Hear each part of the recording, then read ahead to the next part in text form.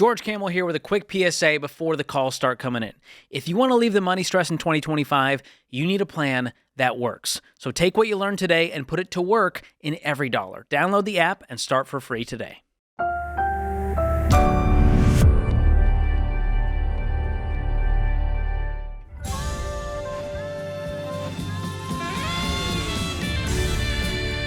Normal is broke and common sense is weird. So we're here to help you transform your life. From the Ramsey Network and the Fairwinds Credit Union studio, this is The Ramsey Show. I'm George Kamel, joined by my pal and co-host on Smart Money Happy Hour, another great show on the Ramsey Network. Rachel Cruze is here with us as well. We're here to answer your calls about life and money. The number is 888-825-5225. Miguel kicks us off in Dallas, Texas. What's going on, Miguel? Hey, George, how you doing? Doing great. How can we help today? Yeah, hey, so, I've been following you guys for quite a bit some time now. Kind of wish I'd started earlier, like most people, but 100%. Same. Here we are.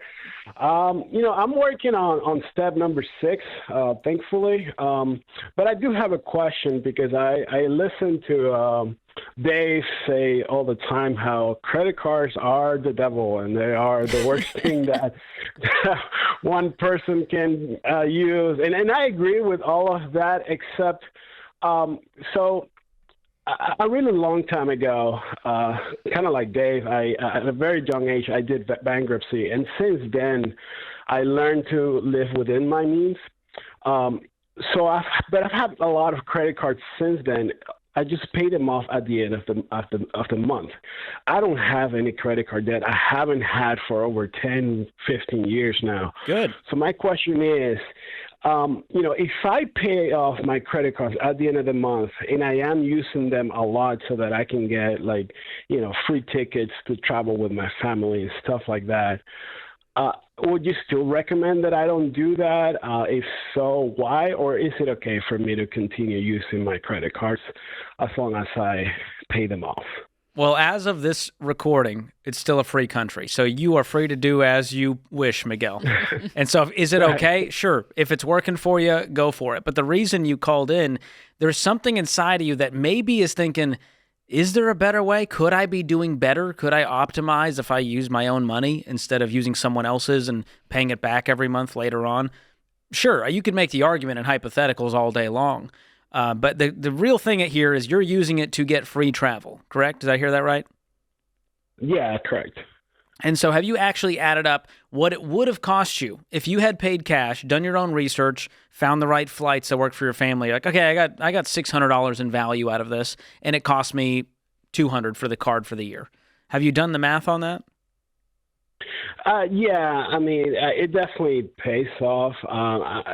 Like, for example, last year I took my family to Europe, and I completely paid for our flight tickets. It was $4,000 worth just with points. Wow. I think I had to pay a little bit of How much did you spend? Tax on it. Oh, you said you had to pay it off the balance the next month? No, that was just paid off with points. So okay, you said you owed a little bit still for the flights is what you meant. Okay. Well, yeah, they make you pay like some taxes, but it was like $200 or something like that. And then how much did you have to spend in order to earn that many rewards, that many points? This sounds like it was a few years of spending. I haven't done the math, but it's probably a couple $100,000 or something like that. There we go. Ding, ding, ding. So, Miguel, the truth is you could have saved up $4,000 out of a few $100,000 that slipped through your hands. Am I wrong? Well, but okay, so here's the thing. I use my credit cards for everything. I pay my bills. I pay, everything that doesn't charge me a fee for using a credit card. Yeah, a lot of those bills will charge you 3-4% for just running that credit card. If they charge me even a penny, I won't use my credit card. So I don't pay my mortgage or anything like that with my credit cards.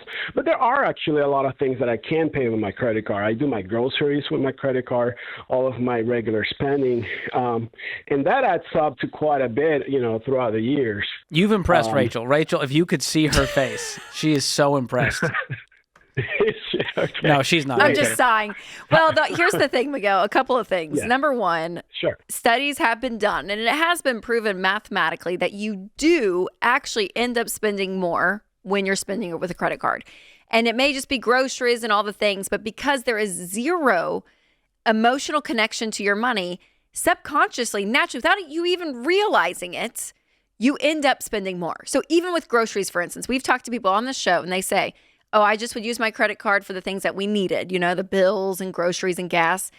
And then we have heard countless times, haven't we, George? People say, actually, we ended up going without a credit card for 6 months to see if we could save money. And we actually ended up spending less. We don't even know how that happened. And I'm like, well, because I know, because there's no emotional. So you don't even realize the amount of money that you're actually overspending. So over years of spending hundreds of thousands of dollars on this credit card to get $4,000 of flights, what could have been saved actually may have been even more than $4,000 with the subconscious spending that you're doing and not even realizing it. So that's one thing. And then number two, Miguel, and again, this is a personal kind of conviction for me, and it may not be for you. I'm not saying it has to be for everyone. But what's so frustrating to me, and I think because we're in this line of work, and George and I talk to people every single day who do have credit card debt, and these banks and this whole debt industry has screwed over the American people. They have not helped people. They have hurt people. That's why we have a job. And because of that, the people that are hurting, the single moms that are calling in that have $11,000 in credit card debt and they're trying to get out, or it's the families who lost, people that are struggling and they are in credit card debt and they're the ones paying the fees. They're the ones paying the interest. They're the ones making the bank rich to get people like you to get free points and free flights. So it kind of feels like off the backs of people who are struggling and hurting, I don't want a free flight out of that. Yeah. I have the ability to save up and work hard myself and not have to deal with this industry at all. And I have no bill at the end of the month. You know what I mean? I pay for my groceries. Sometimes I do Instacart and have them delivered. And then it's done. And then I'm done. And I'm like, I don't have to play this game with them.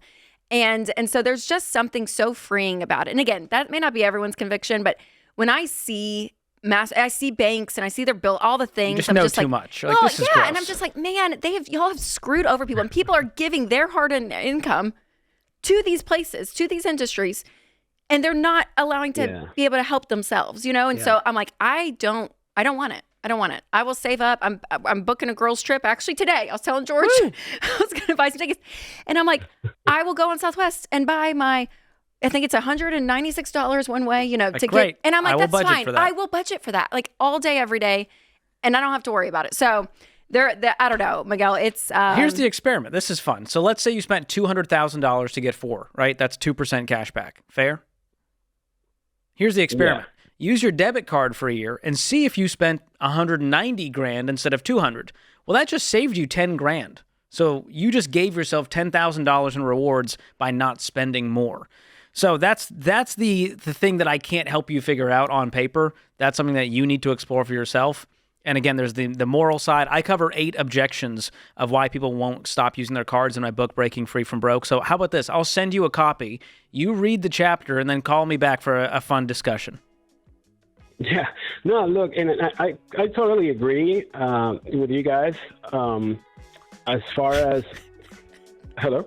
Oh, I was going to say, no, you don't, Miguel. Rachel was laughing because you don't agree. You don't agree. You're charging those credit cards up. No, but it's fine. Totally we love agree. You. We are great. We're great. Especially with the part that, there's, you don't feel the money coming out of you, when you're using a credit card. So my question is... I wish we had time for more, Miguel. You burnt out the clock telling us about all the rewards you got going to Europe, my friend. But hey, call us back and hang on the line. I'll send you a copy of Breaking Free from Broke. I think it will enlighten you with all the stats.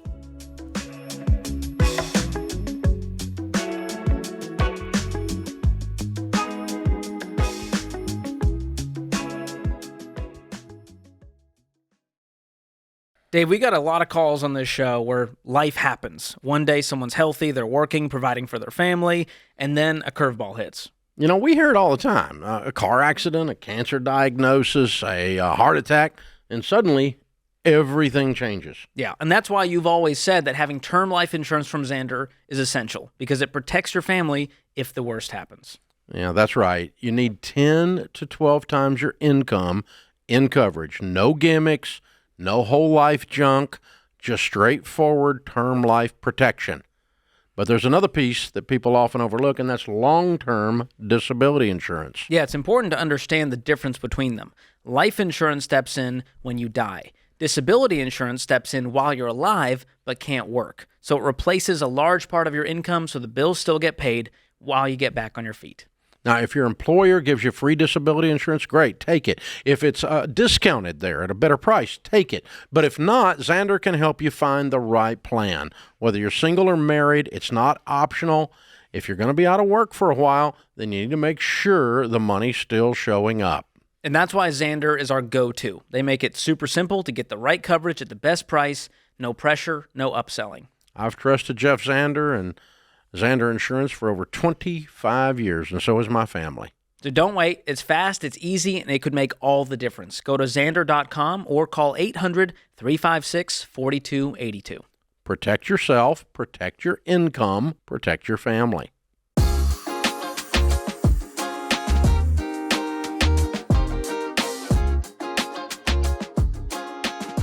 Up next, we have Jake in Grand Rapids. Hi, Jake. Welcome to the show. Hi, how are you doing? We're doing great. How can we help? Hi there. Yeah, so I'm fresh out of high school. I don't have any debt. I've never taken out any loans, and I'm curious that when I start to go look for a house 10 years down the line or whenever, how will I be able to get a mortgage without having any credit? Oh, Jake, you were speaking my language. This is one of my favorite questions because it feels like a magic trick. You know, when people ask this question, they go, well, I need to build the credit. And I can go through how to rent a car without a credit score, renting an apartment, all the things. But the house is the one that gets people. So that tells me you already know there's a way to do it. Mm-hmm. Yeah. So what have you found out in your research so far about how to buy a house without a credit score? So I've heard like different things, and it doesn't really make sense to me. Like someone brought up like a manual underwrite, and I'm not really sure what that is. I don't really understand what they're talking about. Perfect. So when you think about the credit score, this was invented in the 90s, and all it did was make it easier for lenders to kind of do a vibe check on the people they were lending money to, right? So Jake has a high score. Mm-hmm. Great. He's a reliable borrower. We know Jake's probably going to pay back. Well, back before credit scores existed, instead of automated underwriting through, computers and AI and credit scores, there was something called manual underwriting, where a real person like me sits down, looks at Jake's tax returns, his pay stubs, his previous payment history on his rent and utility bills and insurance, and go, oh, okay, Jake's a reliable person. He's going to pay back the money he borrowed. And so that's all manual underwriting is instead of relying on a credit score, it relies on a real person to look at your financial documentation. Yeah, versus like a computer or technology doing it. It's a person. So manual versus not. And a lot of mortgage companies, because they're truthfully just lazy, go, no, we don't do that. So people think, wow, I can't get a mortgage without a credit score. But there's a lot of companies that will do it, and the main one that specializes in this is called Churchill Mortgage. They've been a partner of the Ramsey Show for over 3 decades now, and that's who I went through to get my last mortgage without a credit score. And they made it real easy. You'll have to supply things like, a 12-month history of your savings and bank accounts, tax return for verification of income, rental payment history. So if you've rented an apartment or even from your family and you have an on-time payment documented every single month, that counts. And then, an alternative trade line like a cell phone bill or insurance bill that you paid regularly. So if you have all of that, gotcha. Plus you got a solid down payment, you're going to be in good shape. It's going to be kind of a nothing burger. Gotcha. All right. Yeah, that makes a lot of sense.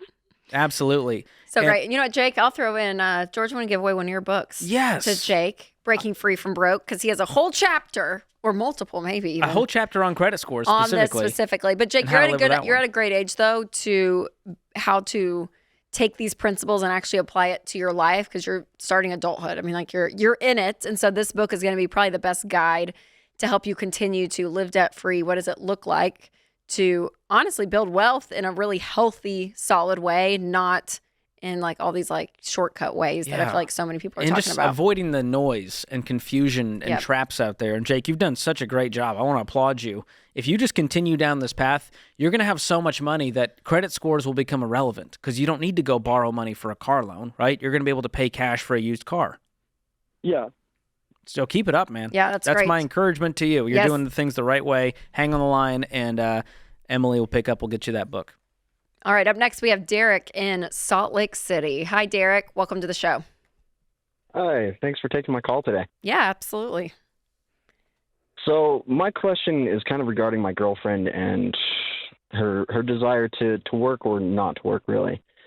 Give you guys a little bit of background. So she's 26, still in college, working on her bachelor's degree, and her parents have a deal with all of their kids that as long as they're in school, they'll pay for all of their college and all of their living expenses until they either graduate or get married.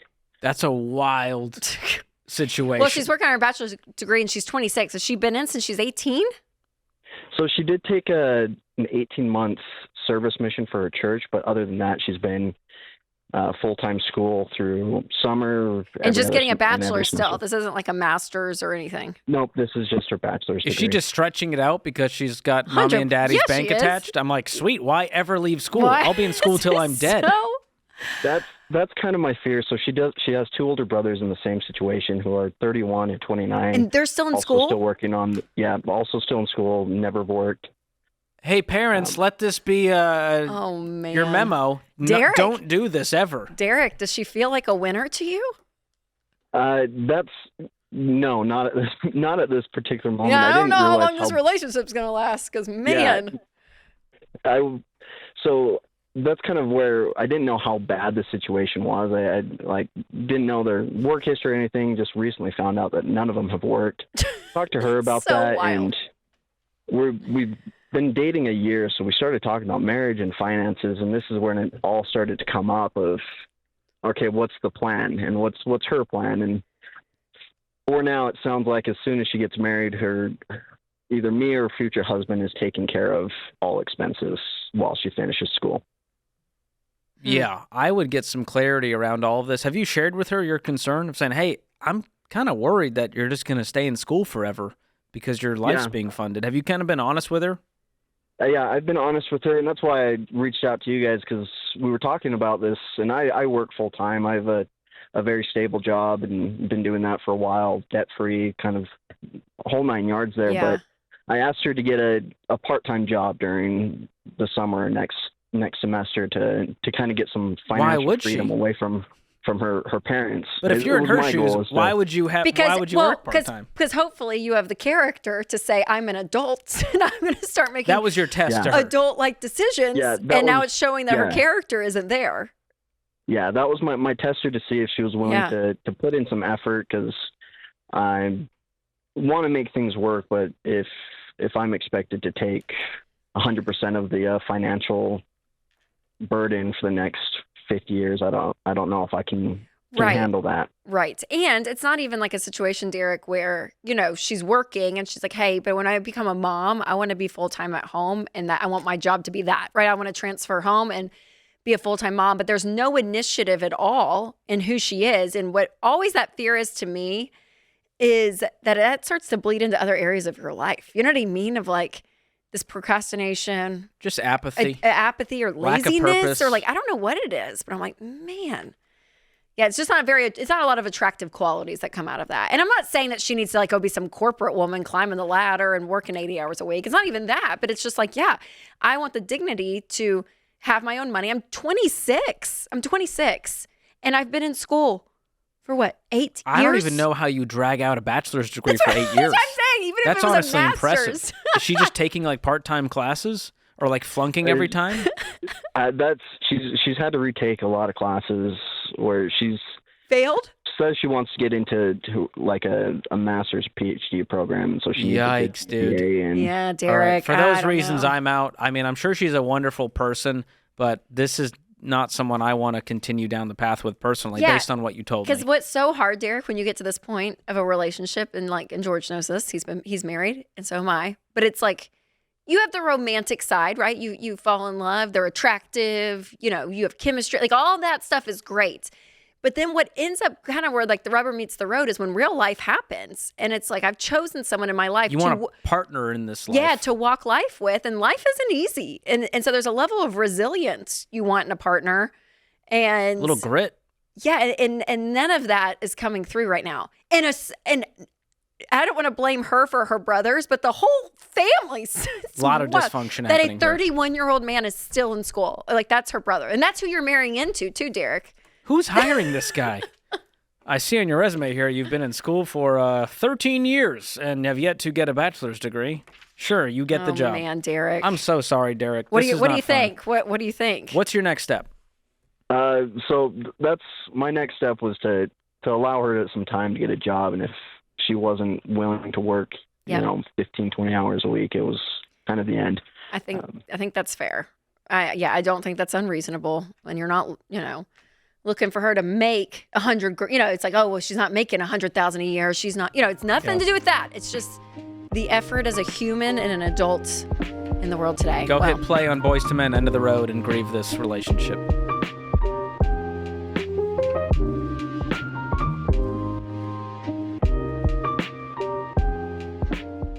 The holidays are supposed to be joyful, but they can also be expensive. Between gifts, travel, and about 1,000 limited-time offers, your budget can start feeling anything but merry. And that's why I love this. Boost Mobile helps you treat yourself and your wallet. Right now, you'll pay just $10 a month for your first 2 months. Then, only $25 a month for unlimited talk, text, and data. Forever. No price hikes, no contracts, no nonsense. Just reliable service that keeps your phone bill low and your holiday spirits high. So stop stressing over your budget and start saving instead. Go to boostmobile.com/Ramsey and unwrap the savings today. That's boostmobile.com/Ramsey. Restrictions apply. See boostmobile.com/Ramsey for details.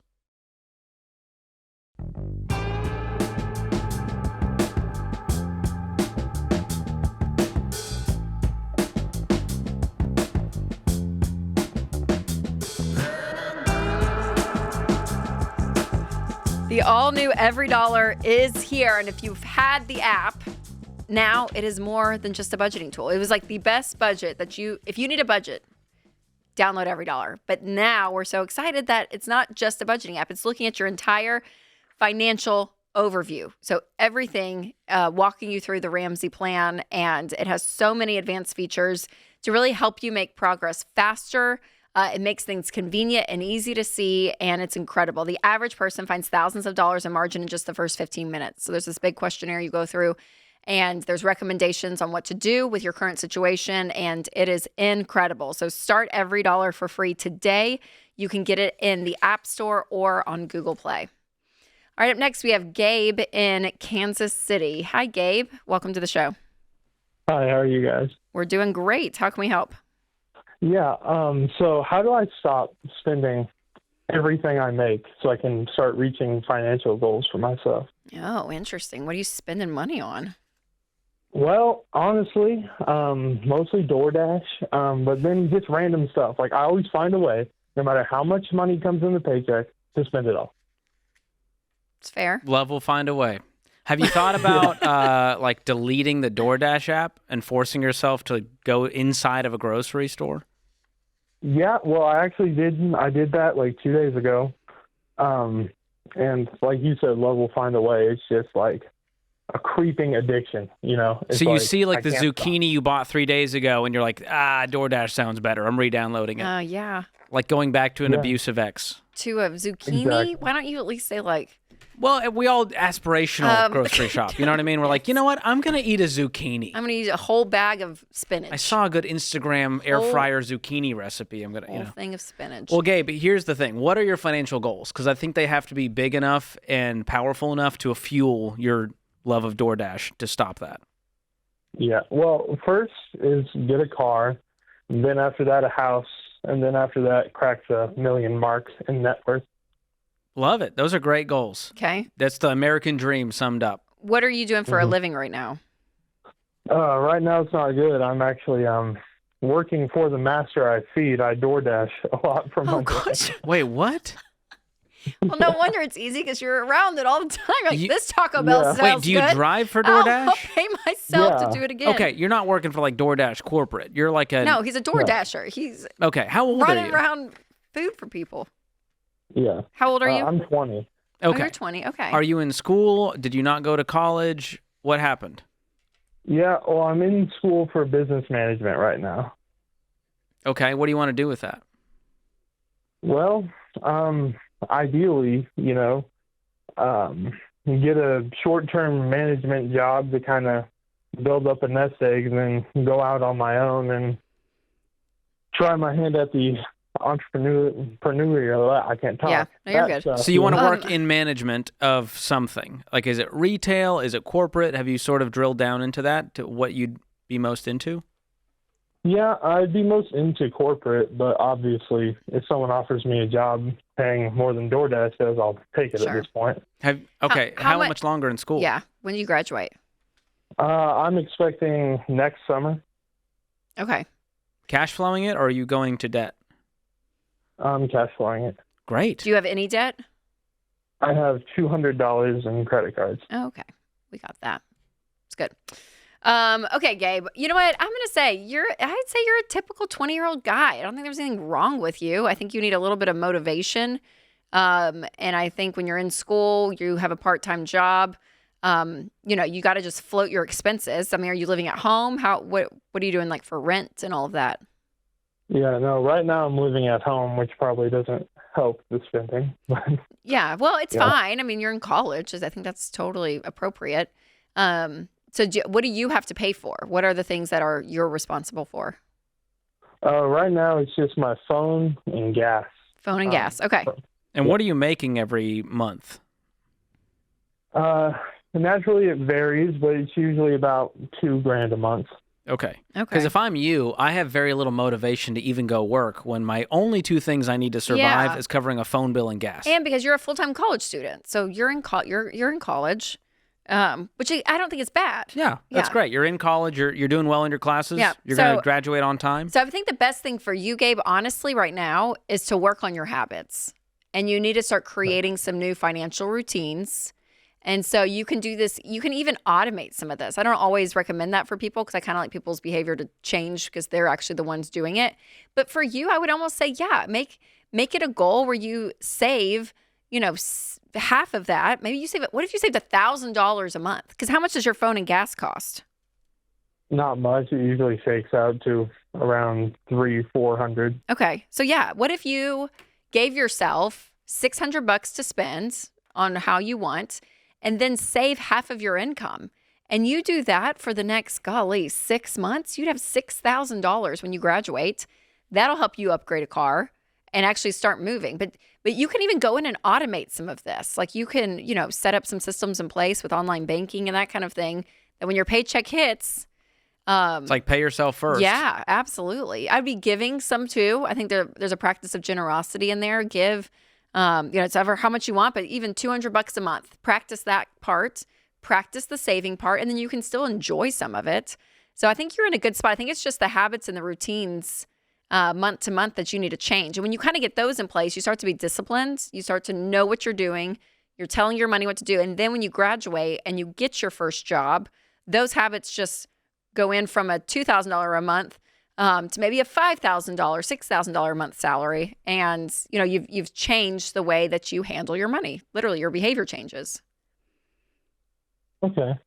I was That makes exactly like you, Gabe. I'm looking back at when I was. You were not that I much of a promise. spender. No, but when Were I was you? living at home, I was working at the Apple store. Yeah. And every paycheck would just go to like gear and just spend. I Oh, wasn't yeah. saving any of it. Well, because there's no urgency. Exactly. So I was living it at makes home. sense. And so Yes. I remember feeling that way, Gabe. And what unlocked it for me was getting out of the house. I moved across the country, started fresh, finished school, and that sort of put a new pep in my step to go, listen, mom's not going to save you with her home cooked meals. I don't You think gotta he should cover the move bills. out, though. Do you as a college No. student? I'm Yeah. saying once he graduates, though, Oh, he yeah. needs to just go ahead and find an There's actual a job. natural, Don't stick rhythm. around home saying, well, I could save up for a house faster, Yeah. and then all of a sudden you spent $500 on DoorDash. Yes, every that's right. month. That's right. Yeah. So when you graduate, you need to move out. That needs to Like, be a big create goal. some problems for yourself, because we are wired Yes. to solve problems, and right now you just don't have many, which is not a bad thing. But if you want to accomplish your financial goals, you kind of need to have some mojo. Yeah. And right now it's hard to have that when mom's folding the laundry.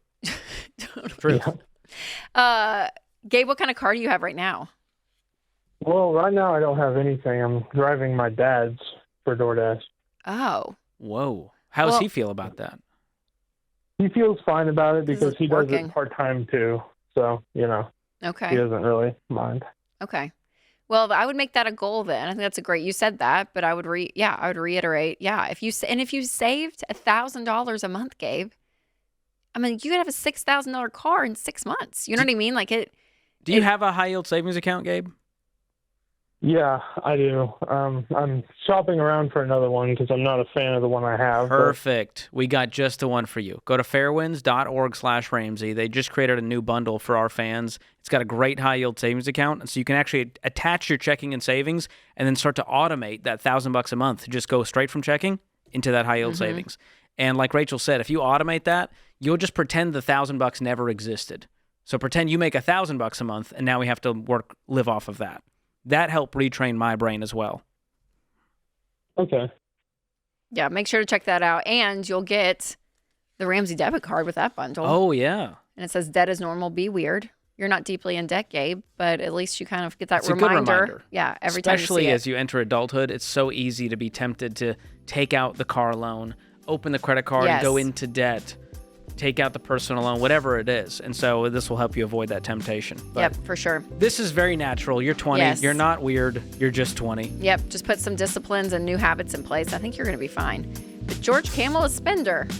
What can I say? Left to my Man. own devices with Working Mama for Camel Apple. cooking at home. Unbelievable. I'm spending every $16 an hour I make.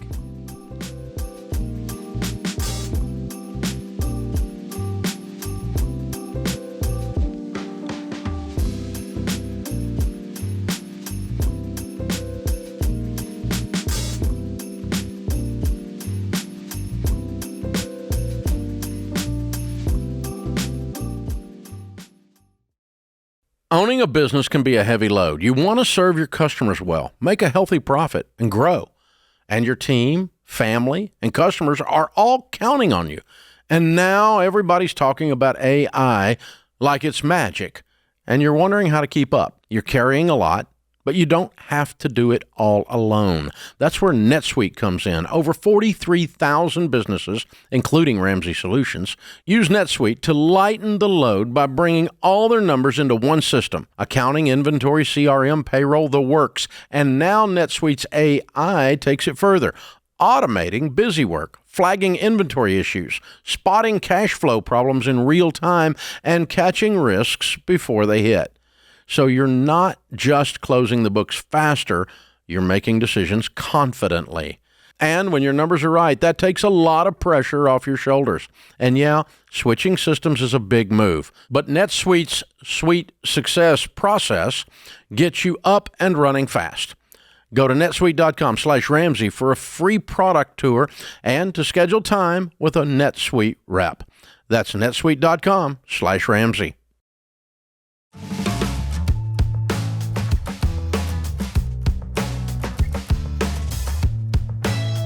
Our question of the day is brought to you by Why Refi. When life happens and those private student loans go into default, Why Refi offers real responsibilities, not judgment. Why Refi will help you explore low fixed rate based loans on your unique situation, based on your unique situation. So go to whyrefi.com/Ramsey. That's the letter Y, REFY.com/Ramsey. May not be available in all states. Today's question comes from Mason in Michigan. Is Dave's stance to only buy a cell phone in cash, or is he okay with putting it on an installment plan with a cell phone provider over 2 or 3 years? Couldn't tell you Dave's stance. I could guess Dave's stance, but we can give you George and Rachel's stance at least. I don't want to put words in the guy's mouth. He's not here to defend himself. But the simple answer is yes, only buy a cell phone in cash. An installment plan is effectively debt because you have to finish paying off the phone before you actually own it. And you're also locked into this contract for 2 or 3 years. So if anything happens, you want to switch, you want to change phones, well, you're kind of stuck in these handcuffs with that cell phone provider. And so I always recommend buying a phone in cash. And if you can't afford the brand new iPhone 16 Pro Max with 512 gigabytes, then don't buy it. You can buy a used phone. In fact, I just sold a used phone online. Oh, you did? Within a day. And I got great money for it. Nice. And you were laughing at some guy's phone in the lobby. It was like an iPhone 6. It was so vintage. It had we were one taking lonely little lens. We were taking pictures, and George, I never even noticed that stuff. George is like the Apple guy, and he's like, "Hey, is that the iPhone Model 4?" This is from a former Apple Store employee. I know. As and you listen, can tell. and the guy in the lobby with the phone, he's doing great. He's thriving. He's living a great life. Thriving. He's fine. So you can buy a cheaper phone if you need to. All's going to be okay. I feel like these installment plans also have caused like cell phone inflation Because the cell phone company's like, we can charge whatever. They'll just Because put people it just on payments. Yes. So totally. it's part of the problem, and it causes you to get into a cycle where it's like a gateway drug to other payments. Yeah. If you're okay with this payment, why not buy now, pay later? Right. They right. promise 0% too. Well, and the thing always is when you get stuck in a system where you're locked in and you cannot get out, that's not fun. Like that's not what you want to do. So that's essentially what debt is, and essentially what these kind of plans are. So that's the simplest answer. Good question. And I hope he's buying an iPhone. Don't be an Android guy. Oh, all right? come on, George. I'm not an elitist. Such a judgmental. Do you know I had an Android? Did you? Yeah, I had a BlackBerry. This is back on 2007 or something, but it was a BlackBerry. That doesn't count, does it? And then an That's Android. not an Android. No, then Oh, an then Android. an Android. I'm giving you my Thank you, James. my cell phone. I was a Nokia user, and then a BlackBerry, and then an Android for 2 years. And I swear I would never get an iPhone. I don't know why. I didn't like them. I didn't like the people that had them. There we go. That was That's it. the real answer. That was in like 2010. And now you've changed. Now you are that person. Now I'm that person, and I've been that It's person. fine. for I a while. kid. I like to upset the Android people with their green bubbles. I don't need you in the group chat, all right? That's all I'm saying. So All true. right. Okay, let's go to Lauren in Kansas City. Hi, Lauren. Welcome to the show. Well, hello, everybody. Hello. How can we help? Okay, so my question is, should I take money out of my savings to start a small business to hopefully, make more money, to save more money? Because at this point, I think I'm on baby step 6. I just own a 3-bedroom condo, technically in Branson, Missouri, and I'm trying to pay that off as quickly as possible.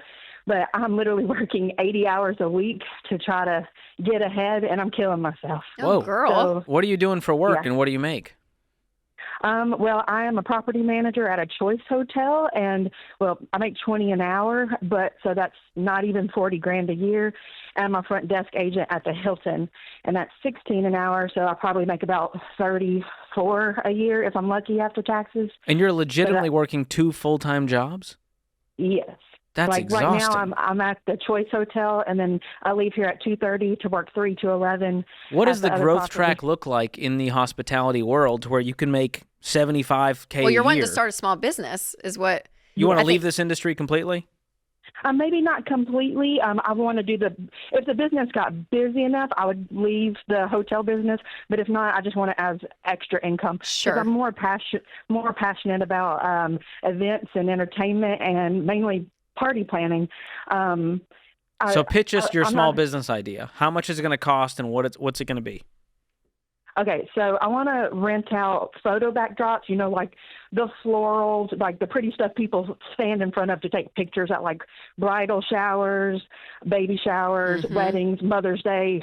And I do have a couple of connections, like with the Hilton and the convention center in town. And Because there's a some lot other of weddings big- and events Have you there. done these before, Lauren? Yeah.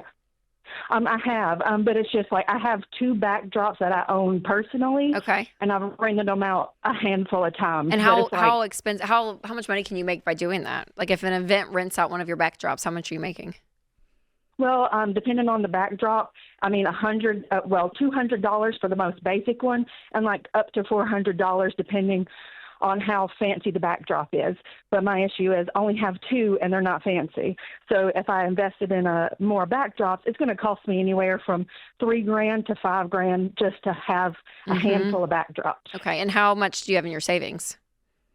30,000. 30. Nice. Are you single? Kids? Yes. No Okay. children. Okay. No man. Yeah. So And- is $25,000 a good emergency fund for you? Do you feel comfortable with that? It feels like a lot. Oh yeah. Yeah. For sure. And Yeah, I I was would just take- trying to, because I only owe $54,000 on my condo, so I was trying to just get up to 60, pay it completely off, and then my $5,000 would be my emergency fund. But it was like, should I try to do the side gig or the side project business to make more money quicker without killing myself? How much of Yeah. this can you do on your own without hiring other people? Because you're kind of stuck trading your time, right? You got to bring the backdrop, set up the backdrop, break down the backdrop. You got to keep it local to where it's drivable, right? Exactly. For the most part, I can do it all by myself. Now, in addition to the backdrop, I also do balloon arches, and those can be anywhere from $100 to Yeah. $300, depending on how much time it takes and how many balloons it takes. Yeah. Well, I mean, if you had a great backdrop, Lauren, and you could charge $600 and you did one of those a week, I don't know how many parties are out there. That's $2,400. Yeah, that's $2,400 a month.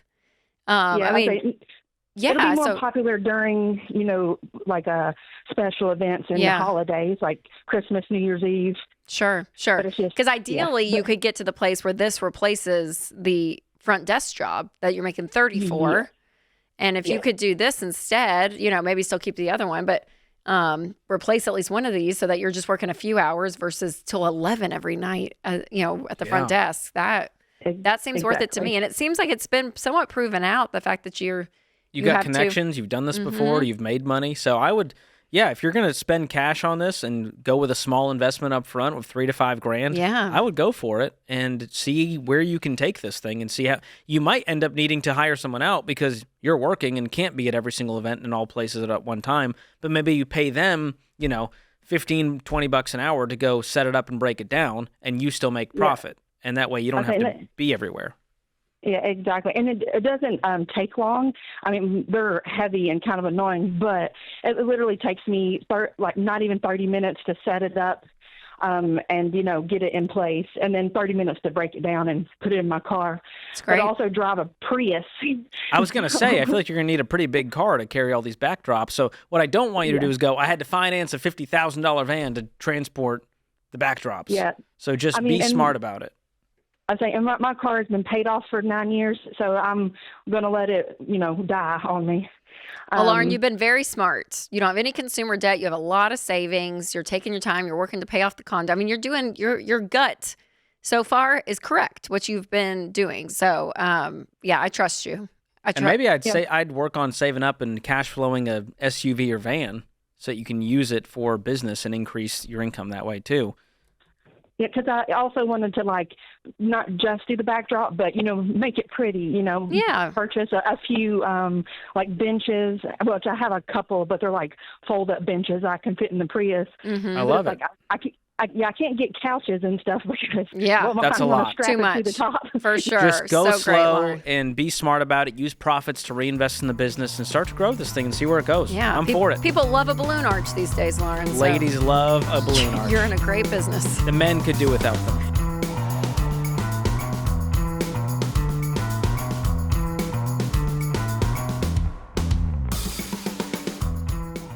Hey, y'all, I'm all about keeping your budget in check, especially during the holidays. And that's why I always start my grocery shopping during the holidays at Aldi. From fresh produce to holiday favorites and charcuterie boards for parties, Aldi has it all. And at prices that will help your family save big, up to $4,000 a year for a family of four. So do what I do for my family. Shop at Aldi first to save on groceries without sacrificing quality or holiday joy. Find a store near you at aldi.us. That's ALDI.us. Savings based on regional analysis of Aldi versus select competitors. Prices may vary by location, product availability, and the market.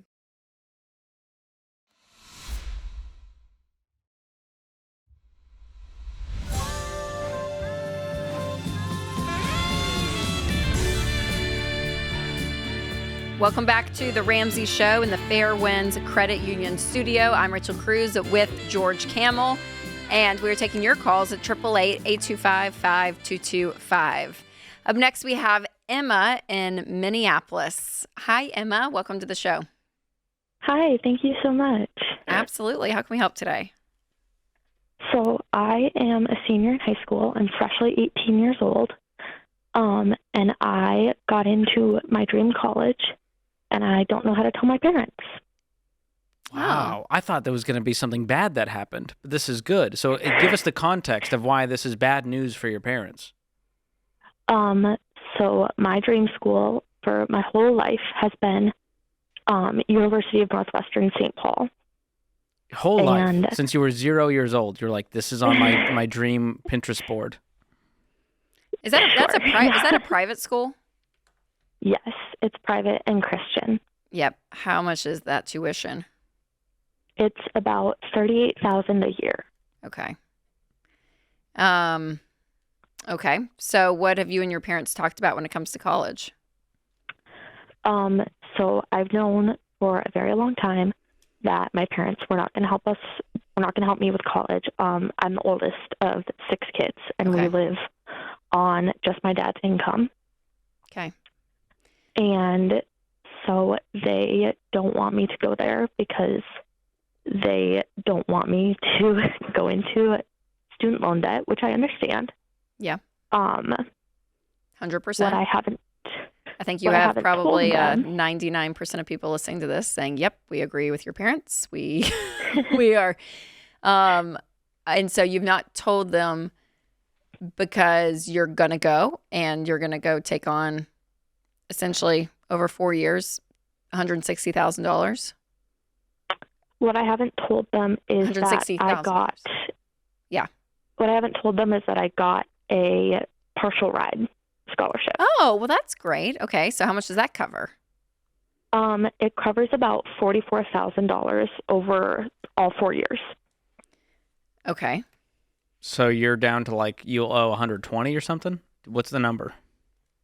It's $11,000 a year for all 4 years, so I'm down to like $105,000.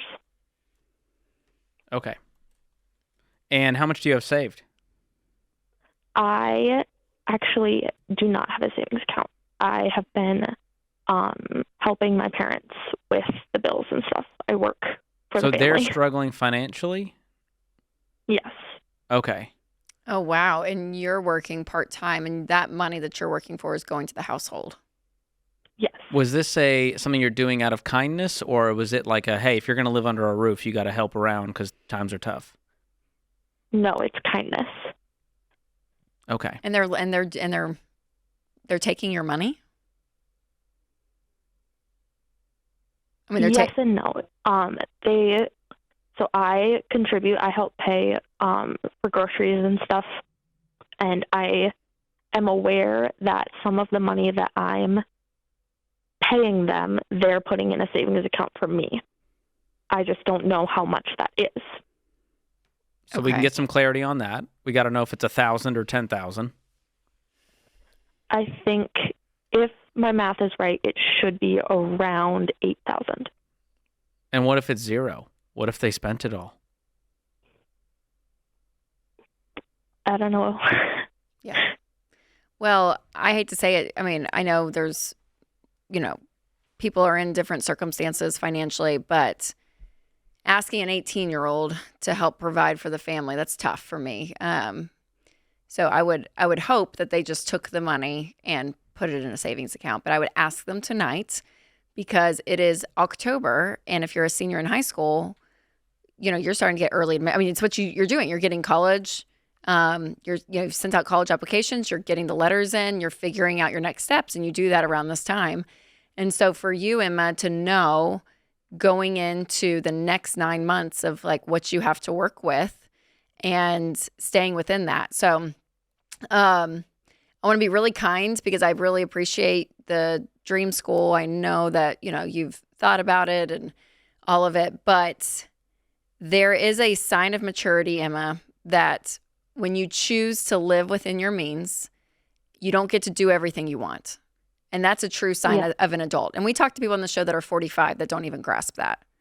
And so I would implore you that your friends, Rachel and George, can tell you in the real world, when you go out to get a job, majority of people don't care what's on your diploma. They really don't. Some care that you have a 4-year degree. I mean, that's I think a great thing to have, so I think that's great.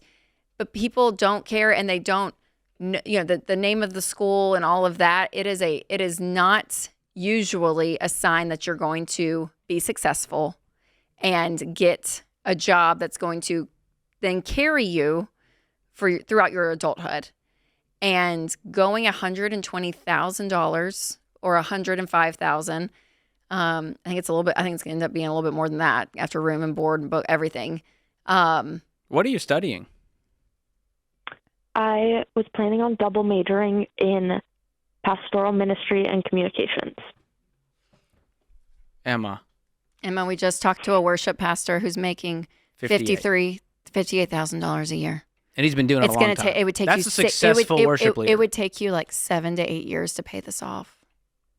No, please, please, no. What do you want to do on the other side of this? Tell me the job. Like, if I could just do this job, it would be a dream. Summer camp director. Okay. For like a Love church it. camp. I love the Great. clarity there. Here's the Great. good news. I don't think you need a communication degree or even a pastoral studies degree to be a summer camp director. You know what you need? Okay. Experience at a summer camp where you work your way That you can into do a for directing free. role. That you can do for free. So this is actually great news. This gives me so much hope for you that we can avoid a crisis. Because here's what, let me play this out, and you can go watch the Borrowed Future documentary we did on the student loan crisis. I think it'll help you understand some of what we're talking about. My fear for you is that you can never be a summer camp director because there is no summer camp director job that pays enough to cover the payments on the student loans that you end up taking out. So you're going to have to go get Okay. a job. You're going to have to end up being, an administrative assistant or something. I mean, which is not bad, but you're not going to get to do what you want to do in life because you're going to have bills to pay for years, for years and years and years and years for a Christian private education that you didn't need. You don't need it. Right. Now, would it be a great time going to the school? I think so. But is it worth $120,000 for the price to have this experience? I don't think it is at this point. Now, if you had a full ride and you were like, I just want to do this for fun, I'd go, good for you. Go for it. But I got into my dream school, Emma, when I was 18, and it was $50,000 a year for 4 years, going to a film school. And I said, I don't think I can stomach $200,000 in student loan debt to maybe be a film director one day. And I think that was the Lord saying, please don't do this, young man. Yeah. Because Your when you future is look, going to be at bright without scripture, that. Emma, every time debt is mentioned, it's in a negative fashion. Now, it's not a sin. If you end up going, you're going to get to heaven with student loans. You're fine, right? It's not a sin. But every time it's mentioned, it is negative. It's a curse. You are a slave to the lender. It is not wise. Go read Proverbs. What God has set before you. And before you make this mistake, Emma, please listen to your parents. They're giving you good wisdom and figure out how much is in that account. Because I think you can go to a community college even for a little bit if you need to.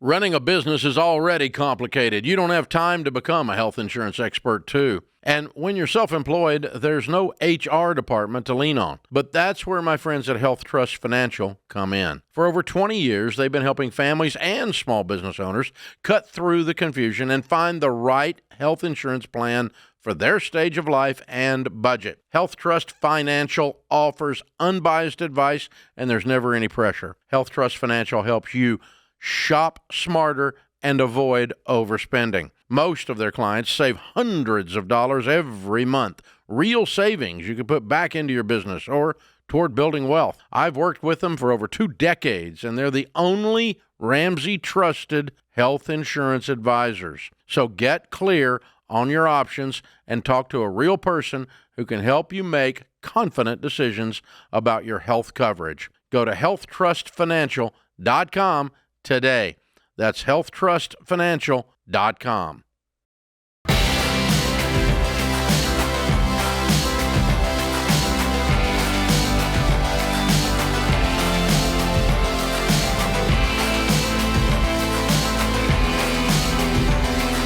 I'm George Kamel, joined by Rachel Cruze. This is The Ramsey Show. Open phones at 888-825-5225. We're heading to Tampa next to talk to Corey. How can we help, Corey? Hi there. Thank you for taking my call. Sure.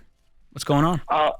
I'm contemplating selling my small business to accept a job that would increase my total income to try and get out of this debt that we're in as quick as possible, and I'm just trying to make sure that I'm doing the right thing. Okay. How much debt are you in? Right around $100,000 before my mortgage. Okay. And what kind of debt is the $100,000?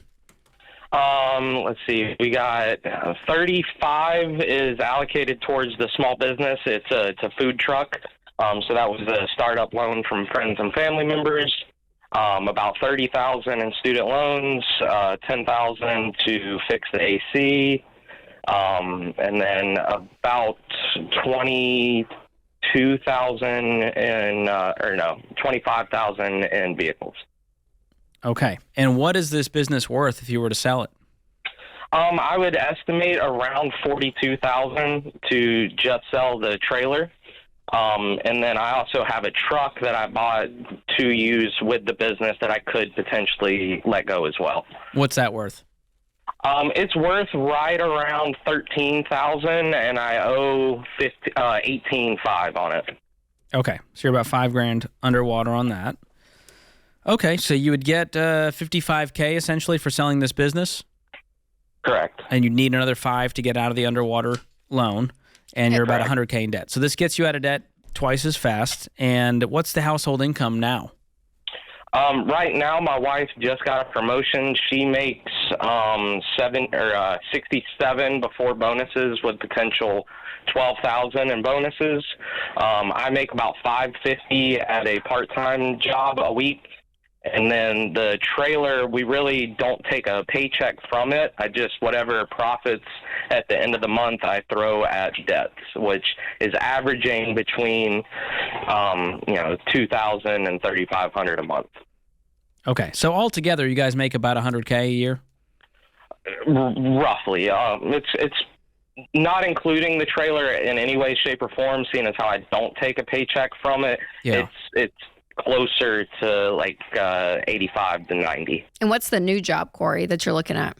I would be taking a chef position at the part-time job now, which would get me up to 73 guaranteed, with a potential 12,000 bonus as well. Amazing. For the food truck itself, is it something you would go back to doing after? Like, if you were completely debt-free, would you still keep doing this, or are you getting burned out? Well, I kind of burned out on it. Been doing it for about 2.5, 3 years, working 7 days a week, 70, 80, 90-hour weeks. And just, it was never supposed to be the end-all, be-all. It was supposed to be a stepping stone towards a brick-and-mortar location. And it's just looking like the reality of it. It puts it 5, 6, 7 years down the road. And I just don't think that I could put my family through that hardship. Yeah, totally.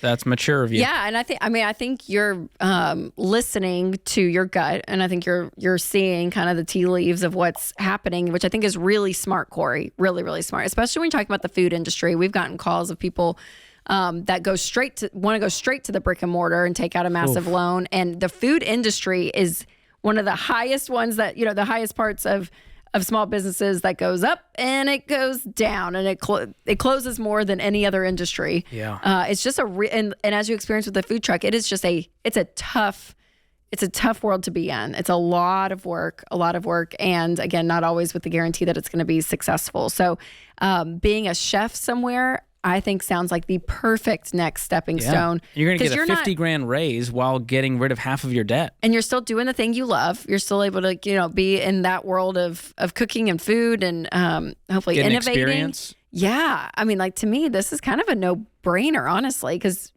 I don't know, you kind of get to still live your dream, but not have to deal with owning anything right now. Right. So, yes, I would. I would do it. I'd try to get top dollar for your trailer and the truck. And do you have anything in savings? We have right around $2,000 in our emergency savings, and then I have about $2,000 cash that just kind of floats around for expenditures. Okay, you may want to wait another paycheck or two, get that $5,000 difference that you're underwater on, so that you have the money to actually get rid of the note on that truck. Okay. And that way you're not having to take out another loan to clean this up. And then I'd take that new job, man. And I would clean this mess up. You're probably you'll be making, what, $150K household at that point? Roundabouts, yeah. It's and so you'll $50K of debt? 24 of it's not guaranteed. So there is a little bit of a fluctuation on it. Sure. And then, but making about $150 with $50K left to pay off, that's going to get knocked out real quick. Versus your situation now, which is we make 80, 90 with 100 to pay off. The math ain't mathing on that one. So we do need some drastic changes. You're willing to do it. You're burnt out on this. And guess what? Later on down the road, you may decide to do this dream again, but you're going to do it with cash, with more experience, while making more money. And so I don't want you to, I know it's hard to grieve something that you put your heart and soul into, and I can tell you're passionate about it, but there's also wisdom in going, now's not the time. Yeah, and we've just found Dave Ramsey and your whole system a few months ago, and we have made considerable progress towards our debt. We always live all of our debts from 3 years previous. We haven't gone into any debt in the last 3 years. We were just paying minimums, and then we read Total Money Makeover, and we've started trying to get out of this debt. We're still struggling with the budget somewhat. I feel like there's still more room for cutting some expenses, but it's just, been a little bit of a struggle. Yeah, and just to give you some hope in it, I mean, you guys have just been doing this a couple of months, and even with the budget, we say it usually takes about 3 to 4 months to really get in the cycle of doing it and it actually be correct that you can live on. So you guys are just starting out, and the fact that you're so gung-ho about it, I'm like, you're going to make great progress. And the budget is easier to do when you have less debt, more income. The numbers will start to give you some hope instead of go, oh my gosh, how are we going to fix this puzzle? And so we're wishing you the best, Corey. Appreciate the call. Yeah, and you know what? Hold on the line, Corey. Christian will pick up, and we'll give you every dollar premium for a year on us. And this is our budgeting app that hopefully will help get this a little bit more organized. It's a great app because it's very fine-tuned. Like you get to see all the categories. Yes. All right, let's go to Kathy in Boston. How can we help, Kathy? Hi. Hey. What's your question? Okay, I'm 67 years old, and I'd like to retire in 3 years. And I do have money in stocks and bonds and mutuals, and I'm not sure if I should keep it there or if I should maybe switch to annuities or IRA CDs. I didn't know the best way to go. Well, I mean, switching to annuities and IRA CDs, you're talking about really lowering your ability to make any money. And so you're just sort of preserving what is. And, if you're 67, there's a good chance you live to 87 if you're in good health, right? Yes. And so I want to see your money grow beyond the rate of inflation. So what is your money in and how much? I have approximately $215,000, and that would be like stocks, bonds, mutual, because I have it in 3 different places that kind of manage it. Okay. What else? And then I have Social Security. Okay. And then I work. Okay. So what's your plan to actually retire? How will you cover your expenses in retirement? Just with my investments and the money I have, and of course my Social Security. What are your monthly expenses? Let's see. Maybe $1,600 a month. $2,000 would be way overkill. Okay. And what's your Social Security payment going to be? $2,100 after tax. Oh, okay. Nice. So that's enough to cover the baseline bills for now without more inflation. And I would leave your money invested in the market. I wouldn't go to, search for a 4% return when what we've seen in the market. I just checked my 401k last year, Kathy, 37% return when I just left it in and didn't touch it and left it in the overall market and growth stock mutual funds versus those less risky but lower return things like those CDs and annuities. So I would stay on your plan. This is The Ramsey Show.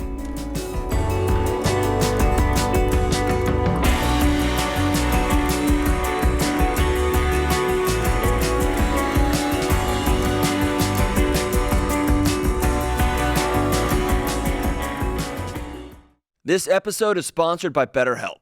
All right, the holidays are here, and the holidays are full of traditions. Some of these traditions we love, some of these traditions we just tolerate. In addition to the traditions, this time of year can also bring a lot of noise, pressure, and even loneliness. Maybe this is your cue this year to slow down and ask yourself what really matters to me right now and moving forward. Therapy gives you space to do just that, to think, to breathe, and to make room for peace. And if you're thinking about therapy, I want you to check out my friends at BetterHelp. They've got more than 30,000 licensed therapists, and they've helped over 5 million people worldwide with an average rating of 4.9 out of 5 stars. BetterHelp is totally online, so it fits around your schedule, even during the chaotic holiday times. You just get online and answer a few questions, and BetterHelp will match you with someone who fits your needs. And if the therapist isn't the right fit, you can switch therapists at any time for no extra cost. This month, start a new tradition by taking care of you. Visit BetterHelp.com/Ramsey to get 10% off your first month. That's BetterHelp, HELP.com/Ramsey.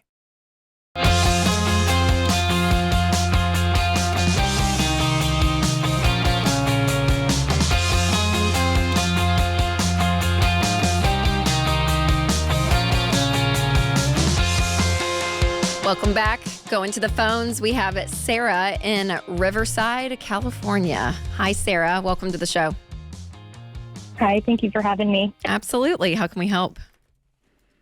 So I have some guilt and pride around using child support money. So I was in an abusive relationship, and by the grace of God, I was able to leave when my son was about 3 weeks old.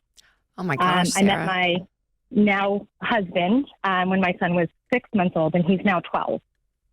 My husband and I had sat and talked and said, we don't want any money. We don't want anything. We want nothing to do with him. Well, the judge made the decision that it's not our choice and it's not our money. It's for our son. So we were just putting all that money in an account. We had some debt, and in 2021, I lost my job, and we needed 4 walls. So we dipped into that account. As of January of 2025, we are officially done with baby step 2. We are completely debt free. Oh, congratulations. Thank you. It's very exciting. I'm really happy to be there. But I have about $4,000 from that child support money that we said we'd never use. And I'm wondering if I should just pay it back like a debt and just keep going like if we were on baby step 2, or the connotation of the child support money in the first place just kills me, and I don't know what to do about it. So this guilt, Sarah, I'm just double checking that the facts are correct. You didn't use this money immorally. It was more of a conviction that you personally had with it because of who it came from. And you just, the thought of using it just feels gross, and you had to use it at one point. But from a legal standpoint, you used it exactly how anyone else would use it, right? To help run the household, because you're taking care of a child, and that other parent is helping with that, correct? Exactly. Yeah. And what was the court order? How much and for how long? It was until he was 18, and it was supposed to be $430. The only money that I've actually seen from that is the COVID money. I was able to get his COVID check. I didn't know that it was coming. My husband adopted our son when he was 4 years old, everything finalized. So that's when the child support stopped. But there's so much arrears that, I will still randomly get like a $12 check. Okay, so it's check. Like, I don't over, essentially. You're not getting future payments. You just have this kind of savings sitting here, and you feel like, I don't want to touch this money because it feels weird. Yeah, how much is in that account? In the account right now is $2,000, and I used 4 of it. 4 of it. And what are you going to What are you going to do with it eventually? Are you going to give it to him when he's 18, or help pay for a car when he's 16, or college, or what do you think? That's what we were thinking. Just a car or something like that. Like I said, my husband's been around since my son was 6 months old, so my son doesn't know. He doesn't know any different as of right now. And eventually we're going to tell him. We have to tell him, but we're just not there yet. He's not emotionally mature enough to be there yet. Sure. Okay. So what I'll speak to, I'll speak to the money side of it, Sarah, from the sense that, no, this is not a debt that you need to pay. You use the money essentially how the system works, and, you use it exactly appropriately. And I know that doesn't sit well with you because of who it's coming from, and that totally makes sense to me. But I think kind of the quote unquote debt going forward, which is not a debt, but is to say, okay, how can we best set up my son to have a life where he, from a financial standpoint, understands money, doesn't have to walk through this debt-free journey, and we're setting him up in order to do that. And that looks like things like maybe college, or helping with his first car, whatever that may look like for you guys. And for me, I wouldn't hold on to that emotional $4,000 anymore, because I think you need to release that. But I think going forward, the motivation now is to pass a great legacy on to your son, right? Regardless of $4,000 or not. So I totally understand how that can feel like, oh my gosh, we use this money and it feels so gross, and I hate it because he's a terrible person. But you guys were in a pinch at the time, and that's what that money's for, is to help take care of your son, and that's what you guys did. So I would let go of that, because emotionally, I think it is holding on to you so deeply. Yeah. So in the Yeah, filing definitely. cabinet of your brain, we need to refile this. Instead of child support money from an abusive, awful relationship, this is changing my family tree money to set up my child for a better life than the one I experienced. Yeah, and Sarah too. Give yourself a little bit of grace. If this was a $60,000 thing or something, and you're like, oh my gosh, she was supposed to use it for a down payment on a house, or you know what I mean, like I feel like a lot of this magnitude and weight from a dollar standpoint, I feel like we could go at it a different way, because I could see, the more money it is, the more weight it feels, right? So, So with this 4,000, I want you to release it for you, Sarah. Again, it's not about the dollars at that point. To me, it's that emotional attachment that's still there to him. And I want that release from you, So whatever that looks like. Yeah, with your own work. I would have a goal for this money instead of letting it just sit there. It's only going to make, reopen the wound. So I would put it in a 529 plan for college. I would put it in a savings account for a car fund one day, because that day is going to come.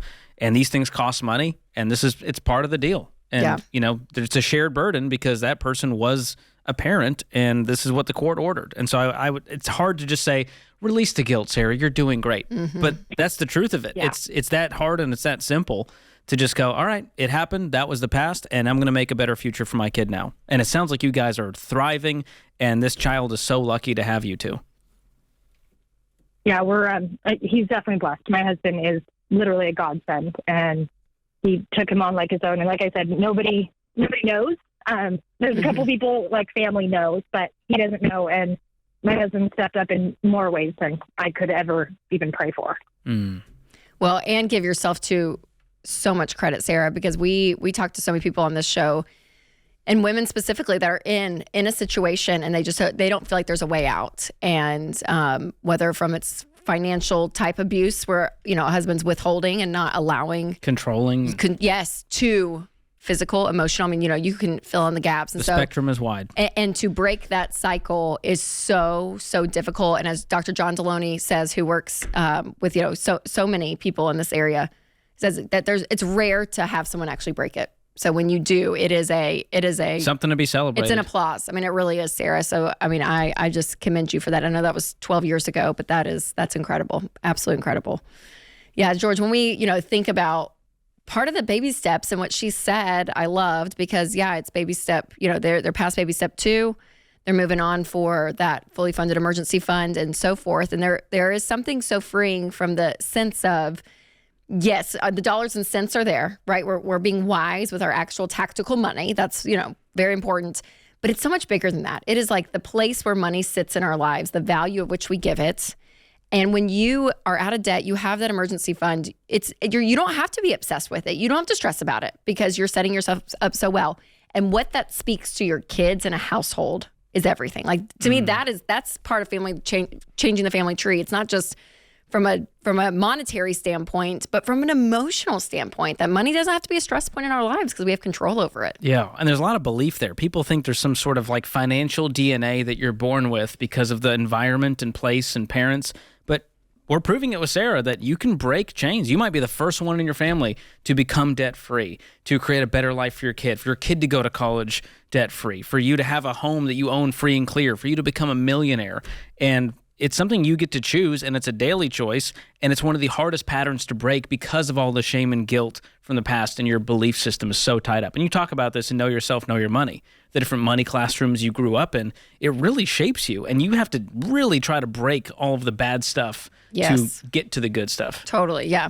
Yeah, and as parents, whatever you can do, we always say more is caught than taught, but from, again, that standpoint of money, we're going to get in control of our money, because, yes, from a monetary standpoint, we need to know where our money's going. We want to be debt-free. We want to start, investing and letting the math work for us, like all of that. But more importantly, realizing that money's a tool. It is a tool to create a life that you love. Like that's what it is. It is not good. It is not bad. It doesn't have morals. And so how can that lesson and where money is placed in your life and in your heart and your identity, what your kids see, that speaks louder than words. This is The Ramsey Show.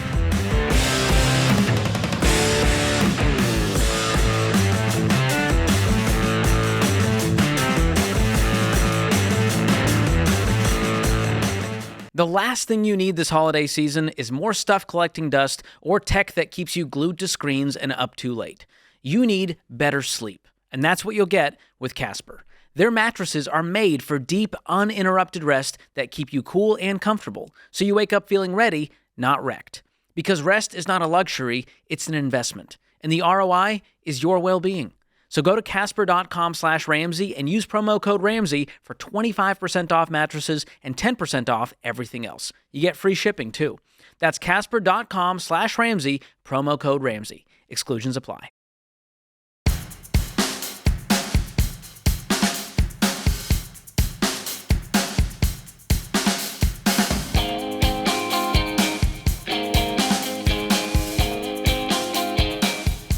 Welcome back to The Ramsey Show. One of the best ways to spread the word we have found is not just in marketing, George. It is word of mouth. It's you guys sharing the show on your social media, sending clips to your friends and your family, and just really getting the word out that way. So we really, really do appreciate it. So make sure you do that. Leave a review, subscribe to our channels, podcast, YouTube, and yeah, we really appreciate it. The show, it's grown so much, which we're so thankful for, and it's a lot because of you guys. And we want to help give content into the world that is positive and instructional and inspirational. So that is what It's your way to give back. This show is all about. And it's your show. So give us a call at 888-825-5225. Up next, we have Elise in Little Rock. Hey, Elise, welcome to the show. Hello. We bought a property 3 years ago, and the property owners committed fraud. They withheld the fact that the well runs dry about half of the year. Oh, gosh. Feels like a problem. It will cost $24,000 to drill a new well or $30,000 to bring in city water. My husband wants to spend our emergency fund on the well, but I don't think it's an emergency because we've lived with it for 3 years.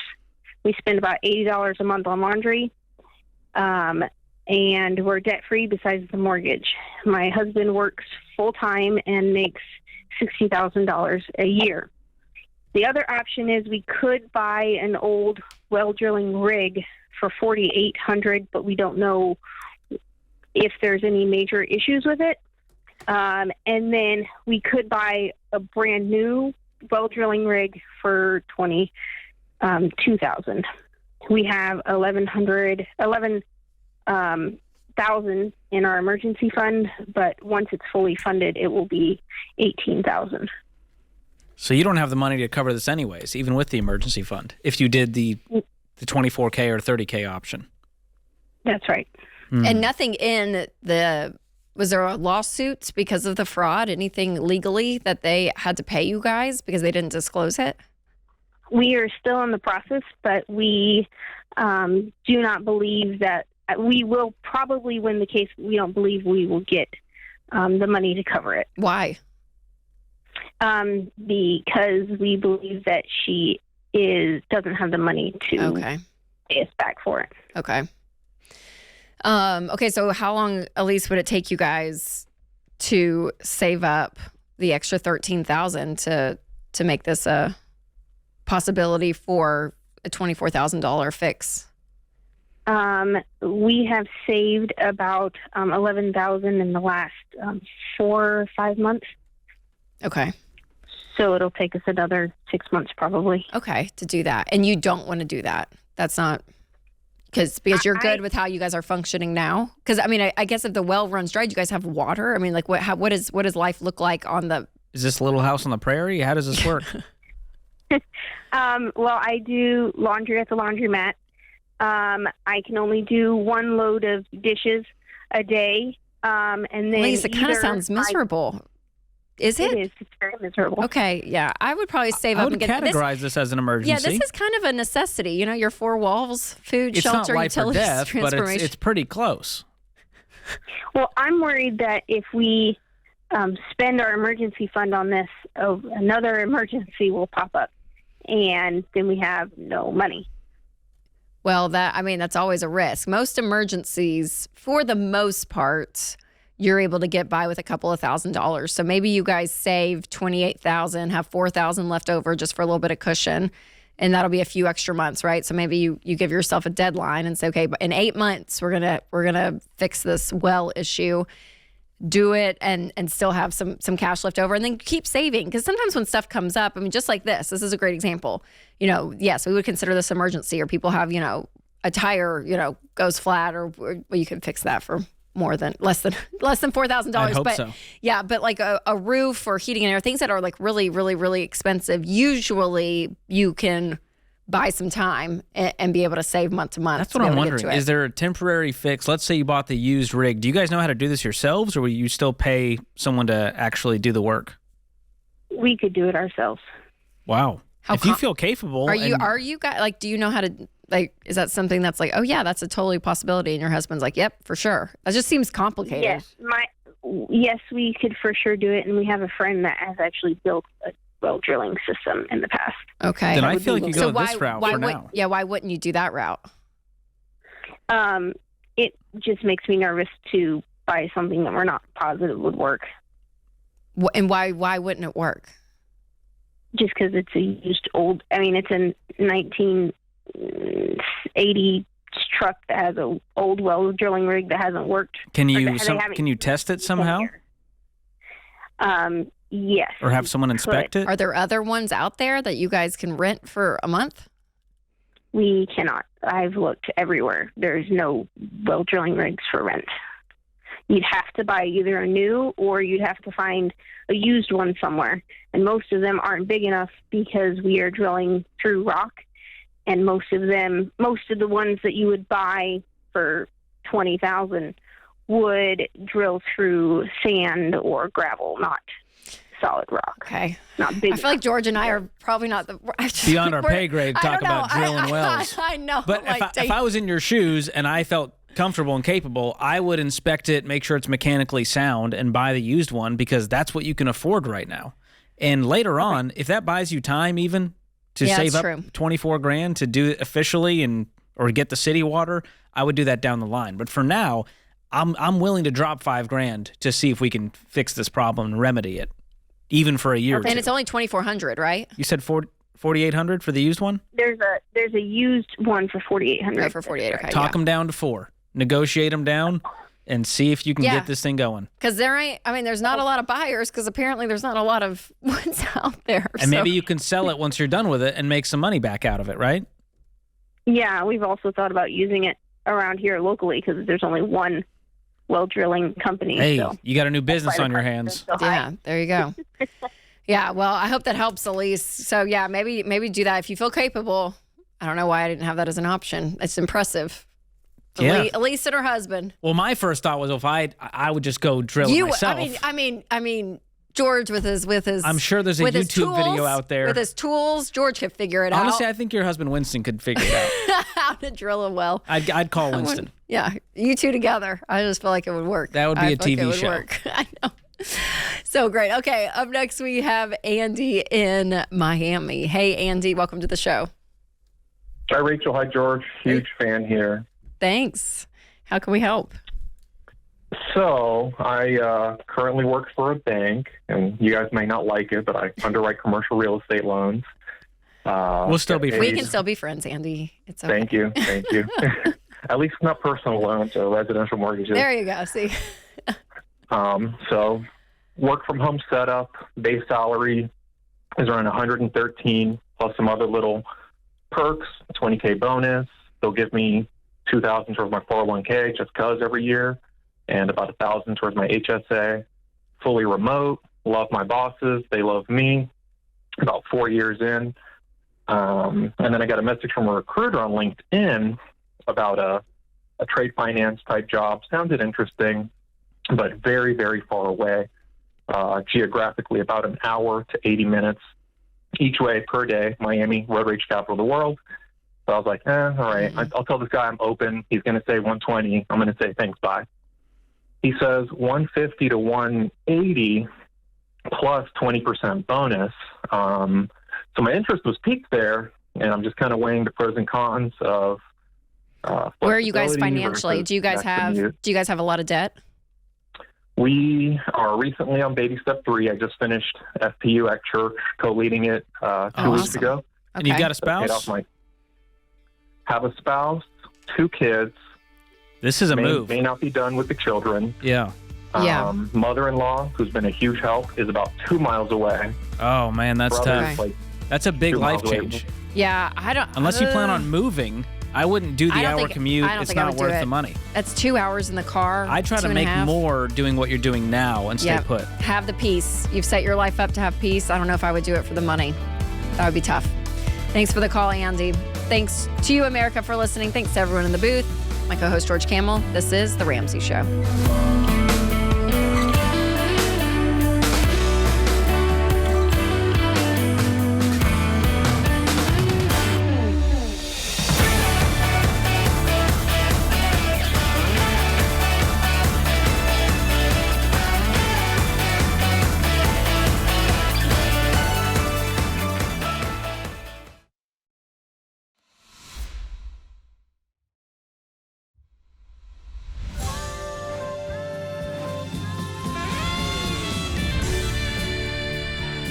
Welcome back to The Ramsey Show in the Fairwinds Credit Union studio. I'm George Kamel, joined by my friend Rachel Cruze this hour. 888-825-5225 is the number to call to join the conversation.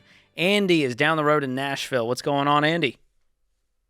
Hey, not a whole lot. How are you guys doing today? Doing great. What's your question today? Awesome. So my question is, I recently purchased a home, and I've accumulated quite a bit in debt, which I know you guys practice against. So to try and mitigate this debt, I'm thinking what I'll do is I've got a house on the property and a shop house on the property. What I'm really looking to do is to move into the shop house and rent out the bigger house. But seems like some of the people I've got that are close to me have advised against this. And, I wanted to ask the pros, and they listen to the show, so I'm excited to hear what you guys have to say. Okay, so give us some numbers, Andy. How much are you in debt? I bought the house for $250,000. Okay. Put about $30,000 down, so I've got about $220,000 roughly. Is that your only debt? Yes. Is just the house? Yeah, so actually I sold both vehicles that I had at the time, and now I'm driving around in beaters. So yeah, that's my only debt. Okay. It sounded like you had racked up some consumer debt, but it's just the mortgage? It's just my mortgage, yes, sir. Okay. And how much do you make a year? Roughly $130,000 a year. Okay. And is the mortgage payment overwhelming to you, or you're just wanting to do this just to get the house paid off as quickly as possible? So I make the house payment in less than a week, but the main motivator for why I'm doing what I'm doing or thinking of doing what I'm doing is because I'm a truck driver and I just don't make it home a lot. I'm only home about 2 days a week. So I'm trying to. Okay. I've comped some similar properties in the area that are being rented, and I could basically come out even if I rented that and stayed in the shop house. I could have my bills paid for free, basically. How much is your payment a month? It's around $1,500 a month. Okay. Are you married? I'm not. We're getting there. Okay. Does she want to live in the house once you get there? So we live in the house currently, and she doesn't want to move out into the shop house, even though I think it's nice enough for us. I don't think that it's up to her standards necessarily. Yeah, I mean, you're not making it sound super enticing. I'll say that. You say shop house, it doesn't sound like a place where a person should live. So, well, it's like an apartment. If you could imagine a little studio apartment, it's something of the nature of that, but it's beyond livable. It's nice in my opinion. It's just okay. a lot Well, smaller. and she's the girlfriend. She's living there for free, I'm assuming. Yes, ma'am. Okay, so I wouldn't want to live in the shop house. So if I was living with my boyfriend and he's like, you got to go to the shop house because I'm renting this out, I'd probably be like, great, I'm going to go rent an apartment. And right, like she needs to do what she needs to do. There's some relational risk here. I don't want to make the decision based on the girlfriend. If it was your wife, I'd be like, Listen to Andy. But But it's a girlfriend. Like, she doesn't have any skin in the game. It just feels like this is not worth, the juice isn't worth the squeeze on this. You don't need to do it. Nothing's on fire. You have a great income and a very reasonable mortgage. Why not just continue on? Well, what's the actual financial problem? Well, as far as the financial problem goes, it's just the fact that I've signed a 30-year note on this house, and I'm thinking of all the interest that I'm going to pay. So pay it off when early. I could be. Well, I thought about doubling up the payments when I live in the shop house, and then we could see each other more as well, because I'm only home 2 days a week right now, and so. Could you double the that's payments where now it's while coming still living in the main house? I probably could. Yeah, the only downside I would think is that are you wanting this house long term, Andy? Like, do you see, like, it'll probably be with you for a while? It feels a little weird to have people living in a house for two or three different families or people, and then you go back and move back into it. Does that make sense? Like, Yeah. I don't know. It's so it just doesn't feel like any of this was intentional. It's just sort of like, well, I could do this. And your family's steering you against it. Why? What is their big qualm with this move? They're steering me against it because they know that I can afford it as is, and no one in my family has ever rented out a property before.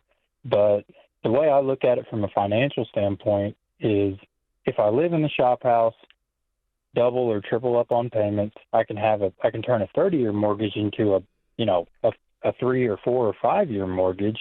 Sure. And then I can be off the road at that point as well. Yeah, So for me, it's making sense from a lot of different angles. Yeah, I'm not mad at it. I mean, I don't think it's necessary. I don't think, like what George said, I don't think this is an urgent move that if you had called and I would have been like, oh, you have a shop house? Great. You should live in that to rent out your main house. That would not have been my advice to you anyways.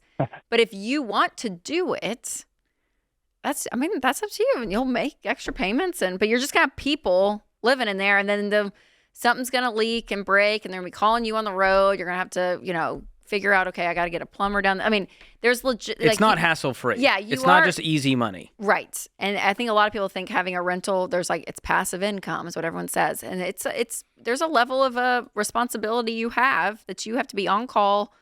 You have to be willing to work with these people, whoever's going to live in there. But one thing I do like, Andy, is that you're not desperate. Because then you can actually probably go through an actual You'll take worse tenants, make worse an decisions. interview process and get some good tenants. And you know what I mean? Like, you're not in a rush. So I would never suggest you do it. I don't think you need to. But if you want to, then do it. And then I don't think it's going to break you, but I don't think it's going to be the sweet, sweet free money that you're envisioning either. Okay. So do you have savings in the bank? Do you have an emergency fund? Yes, sir. I do. How much? I've got roughly $35,000 Good. liquid. You've done really well. yeah, Andy, well done. I'm proud of you, man. Seriously. Thank you. I just think appreciate that. I would set a goal for myself where I still get to live in my own house and then I make extra payments. And so figure out a way to do that. And I think you'll cut your mortgage in half or more just on your own volition without ever becoming a landlord. Okay. That would be my goal. Y'all have given me It's great. And once you're married, Tell your if she's girlfriend. working, she'll add to it too. She'll Yeah. help knock down that mortgage if you guys are both working. I don't know how she's going to like that idea. Of her working in the future? Is she working Well, now? She is a gym coach for little girls, and they actually went to the Junior Olympics this year. So That's sweet. good for that was them. really nice. So That's great. I love for her to follow her dreams. Do you think I can and make the things. team? And well, you could try. I think she'd be happy to work with you. She likes anybody. She's good with people. That's sweet. She sounds like a keeper, man. Best of luck to you with this decision. It's not an easy one. I wouldn't take it lightly. But I think you have a good game plan here of just figuring out how to do this without becoming a landlord for now. Good luck.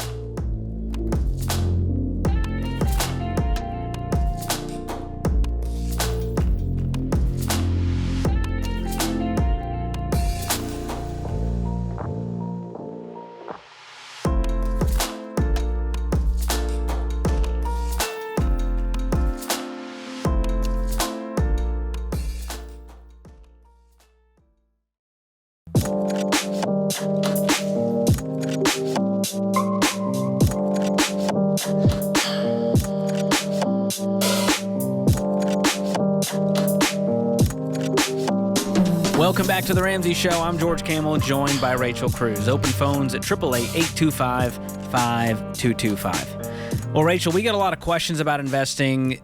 The social media world, young people, all they want to hear is about how to build wealth, and it can be overwhelming. Great. It's great. Great conversation to have. But there's so much noise out there. It can be overwhelming. You can get sort of paralyzed, the paralysis analysis. That's right. And a lot of people end up doing nothing because they're scared of doing something, but doing it incorrectly. And so I want to set them free today with some teaching on this, on kind of the primer for building wealth. And research has shown that a lack of confidence in making these decisions, it's a primary reason why people don't invest. So we just need to bring them some literacy and some hope that it's way easier than they think. So here's what we're going to call it. Keep it simple, stupid. You ever heard of that? The KISS method? KISS. That's what they call it back in my day. So investing is a long game. You're not trying to time the market and buy single stocks. You don't need to be a prodigy. And everyone is a first-time investor the first time they invest. That's right. So it's okay. But before, there is a prerequisite. If you know the Ramsey plan, you've got to be in the right spot in the Ramsey baby steps. So we've got baby step 1, starter emergency fund. Baby step 2, paying off all the consumer debt. Baby step 3, fully funded emergency fund. Then comes baby step 4. Investing. Yep. Make sure you knock those first 3 out. Otherwise, it's going to be much harder to invest. You're going to add a lot of risk and stress into your life. But once you're there. Well, and even those who are investing now and still have consumer debt, when you're paying off debt, we would even say to pause investing too. So truly, those first 3 steps are just like one at a time. You're doing nothing else but those. But then you get to baby step 4 and you get to start investing. It's fun. You start building for the future instead of paying for the past. Yep, so that's this right. is where it gets exciting. Yeah. So the first thing to really think through is, what are your goals? What are you wanting to invest for? Are you investing for retirement, knowing I'm not going to see this till I'm 60 years old and I'm putting money away because I'm going to, I want to retire at 60 and be able to cash everything out and be great, or not cash everything out, but, live off those investments. Is it that you want to maybe open up an index fund or a mutual fund and put some money in month to month because you're looking out in the future and you're like, yeah, we'll probably be putting a down payment on a house maybe in 4 to 5 years. I don't know, but I want to be able to get to that money without penalty. So I'm doing that. Is it kids' college? Are you investing for kids' college in a 529? So again, mapping out why you're investing and kind of what those goals are will help really take a really broad subject and narrow it down for you to know what lane you're wanting to invest in. And that why will keep you focused, an eye on the prize, instead of sort of getting a little starry-eyed or pulling your money out when you go, no, this is for this purpose. Yeah, because just so you'll know, we define investing as 5 years or later, right? Or longer. That's investing for us. Savings is more short-term. You're saving for something in the next month, 2, 3, 4 years. But when you're talking 5 years or more, that's where you're like, okay, we can start thinking about this investing That's idea. because there's less risk for you to lose money in the short term versus long term. We know you're going to make it if you do it the right way. So the next step, once you've decided on your investing goals, you got to figure out how much you're going to invest. And your goals will determine this, but we recommend at baby step 4, putting away 15% of your gross household income into tax-advantaged retirement accounts. So simply put, this would be, I've got a Roth 401k at work. I'm going to put 15% of my income. My spouse will put 15% of their income. Together, that's 15% of household income. Yes. That's a question we get a lot. Wait, do I do 7.5 and she does? Oh, yeah. Nope, because 15% of yours and 15% of hers becomes 15% of ours, of the total. So that makes it real simple. I love that 15%. Don't overthink it. You don't need to do more at this point. You don't need to do any less. Keep it there and don't stop. Yes.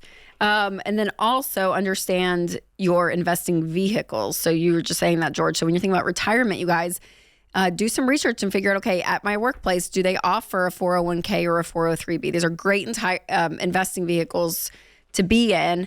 Or is there even a Roth option within it? Because Roth means that it's after-tax dollars and the growth is tax-free when you take it out, which is huge. So if you ever see Roth, jump on that train. Love that. That's a good one.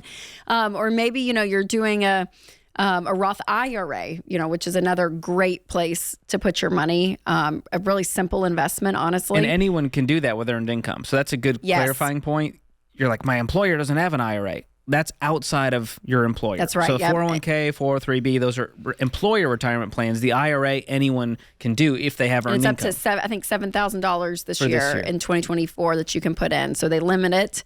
But again, that's another one. And so You guys, you can sit down with somebody, a SmartVestor Pro or someone to open up, especially like something like a Roth or mutual funds or other things. But, you can also go to Vanguard and say, okay, looking into options. I mean, like there's ways to do this, but just know when you open up an account, which again, if you sit down with a professional, which we recommend, they're going to help you with this. You actually have to invest the money because that's a mistake people make. They open up these accounts and they may put money in the account, but then they don't go and take that and actually invest it. You need to buy funds with it. That's right. There's an extra step there. So just remember that. It's just like a shell. You have a shell, but now you need to put some stuff in there to allow it to grow. That's right. So that's where it comes into choosing different types of investments. We've all heard of stocks and bonds. Our favorite of these is mutual funds or even index funds. The word fund is the key here. A fund is going to hold a giant basket of those stocks, which helps you diversify, and it doesn't put all of your eggs in one basket. And we may be beating a dead horse, as they would say, George. But I've never done that. Again, we're getting very simple here with this, but we want you guys to know this. Yeah, George does. He loves horses. Never Don't beat one. ever sell the horse. Alive or dead, I wouldn't touch one. Oh my gosh. Is within these accounts, your 401k at work, a Roth IRA, you're investing in mutual funds within that account. So just to be clear on that. Yes. And so the next step would be picking an investment strategy. And we've mentioned that good growth stock mutual funds, that's the way to go to invest for the long term, consistent growth. You're spreading that out among a lot of different companies. And even then, we recommend 4 different types of funds. And so we'll tell you more about that. I'll give you a great resource to check out. But the key here is diversification. That is why we do this. That's right. And then next, that'll be opening the account, kind of what we were saying earlier. So you're going to go and talk to your employer at work, and then you're going to remember this formula, match. Hold on. Oh, no, I just messed it up. I messed it up, George. Roth. Nope. Match. Start with the match. Thank you. My gosh. Match beats Roth beats traditional. We got there. Oh, Lord, have mercy 5 words. On my soul. Match beats Roth beats traditional. So remember that formula because that's going to help guide you to say, okay, what should I do first? So again, go up to your match in your 401k. If there is one. If there is one. And so say it's 4%. Well, you have 15% you got to invest in. So you're going to put that. So that means you have 9% of your income left to invest. That's when you're going to go over to a Roth IRA, fund up to that. 11%. If you max that out. Yes. Look, good Lord. It's Good okay. Lord. The cookie is messing with her. It's, I get an Americano, I get a chocolate chip cookie, and I go downhill. That's right. So yes. 11% left. Go to your Roth. And if you max it out and you have more percentages left, go back to your 401k. But the beautiful thing would be a Roth 401k. That's what we have at Ramsey. Yeah. And so for a long time, that's what I was doing. It's just Roth mostly 401k, all of that. all 15%. We've got good mutual That's fund awesome. options. That's the key. What should I do? All 15% of the 401k? Yeah, if you've got good options and low fees and it's a Roth, go for it. Yes. So it's simple. Match beats Roth beats traditional. And again, this is regardless of the employer match. You are doing 15%. You don't do less because your employer has a match or they give you free money. Even if they give you free 4%, you still do 15%. Yeah, that's right. So the next step, the final step here is working with a pro to start investing, to keep learning. Rachel and I both have a SmartVestor Pro in our corner, as we call them. And the key here is you want someone in your corner who can educate you, who has the heart of a teacher, who can maybe help you avoid jumping off the ledge when the market's crazy, help you understand the trends that are happening, and give you a full plan, not just with choosing a fund, but what about estate planning and tax strategy and kids' college and making sure you have a holistic plan? Yeah, because in our world today, there's some stuff, Vanguard's a great example, that you can do on your own, right? Very much so. But even if you do that, you guys, having somebody in your corner, and this is what Winston and I do, we meet every January with ours to look at everything. They're looking at your entire financial life. And so I think that's so, so important that you're not doing this on your own, because if you're making big decisions, to have somebody that's, from the tax standpoint, all of it, just they're seeing your entire financial picture, I think is really, really important. Get that third party in there. So if you want to learn more, we've got a great article that we'll put in the show notes in the description that explains it all. It's called How to Start Investing, and it's on the Ramsey Solutions site. So go to the show notes, click the link in the description, and it's all free. We just want to help you guys build wealth with peace and confidence. I'm going to go drink more coffee, George. She needs it. This is The Ramsey Show.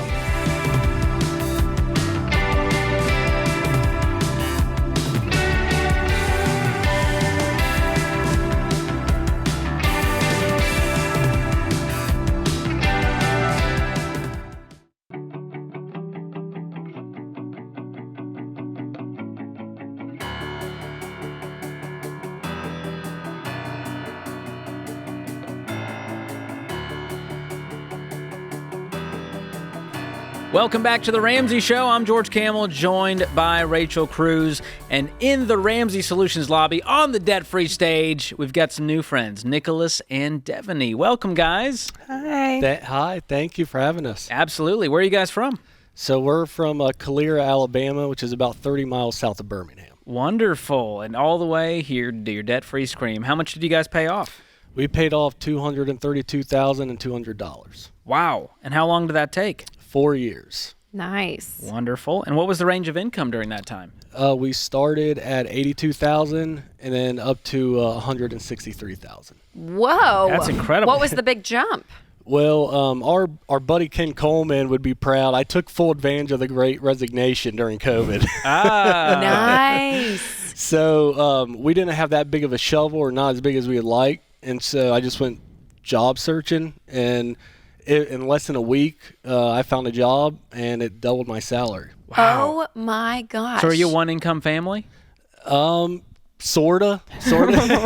When we paid off the house, and she can go deeper into it in a minute, but when we paid off the house, she wasn't the happiest at her job, and I said, you know what? We're paying off the house today. You can put in your 2 weeks. That's my gosh. Okay, so the $238 was the house. Mm-hmm. Well, it was credit cards, car loans, student loans, and then the house. Everything and the house. Congratulations, you guys. You. That's incredible. Wild. That's incredible. So 4 years ago, you guys had some credit cards, you had the mortgage, you were living normal. What happened to get you on this Ramsey journey? Well, if you look back at it, that's right when COVID first hit.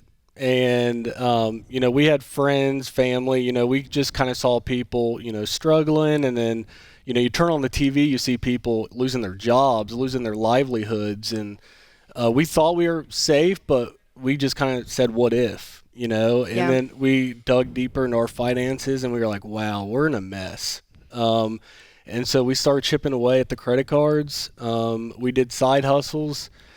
She started making like hair bows for little girls, selling those. I did DoorDash for a while, and we started selling stuff just around the house. And Rachel, you'll relate to this. Any old kids' toys that we could find that were in one piece. Yeah. we put on Facebook Marketplace. Good for y'all. So we just made it happen and did whatever we could to get out. Dang. Wow. So there's sort of a pandemic panic. And you guys went, we could be just like those guys 3 seconds from now. Let's get our affairs in order here. Yeah, and prior to COVID, I was working from home anyway, so like I was safe, but I always think the worst thing is going to happen. So I'm like, what if I lose my job? What if we both lose our jobs? Sure. And so we're like, we need to get out. Isn't it amazing how you can carry that risk of debt for so long, and until something really shakes it, like a pandemic or something, do you realize, oh my gosh, it is risk. Like these car loans, like all this debt that we're carrying, it is a level of risk that so many people are used to. But the moment you start saying, wow, this really is a part of our lives that we want out, it's incredible. Absolutely. And she's, I'm the saver, so it wasn't hard for me to get on board. And she's the spender. And so, she's the one where it's like every day an Amazon box is. Totally. The Amazon van lives at our house. Yeah. So Devaney, how was this for you, this 4 years? Was it hard? Was it once you got on board and you guys were working together, you were seeing the progress, it was good, but like how did it feel overall? Yeah, I mean, it was definitely a little different at first, especially because right around that time our daughter was born, and I had my first daughter, and of course I wanted her to have all the cute girl things and all stuff like that. So it was definitely hard at first, and then I stopped. I was like, okay, like she doesn't need this. And then I started, like Nick said, I started making bows and stuff for girls' hairs, and she did not like them at all. She wouldn't keep one on her head. So I was like, okay, there's no point to buy this stuff. So I definitely got there. It took a little bit, but once I started, then I was like, oh, like this is great. Oh my gosh. Did you guys know about Ramsey and the baby steps at this point? How'd you find out about this? So I just, when the pandemic first hit, I pretty much just Googled, getting out of debt and how to clean up this stuff. And then I bought the Total Money Makeover, read it in one weekend, I think. And then we just kind of just snowballed from there. Literally. That's amazing. Yeah. That's incredible. Yeah. So wow. great. Okay, so what would you say to a young family that's listening and they have the car loans and the credit cards, and they're just normal, living life, but they're feeling like, oh my gosh, we want to change. What would you say the key of getting out of debt is?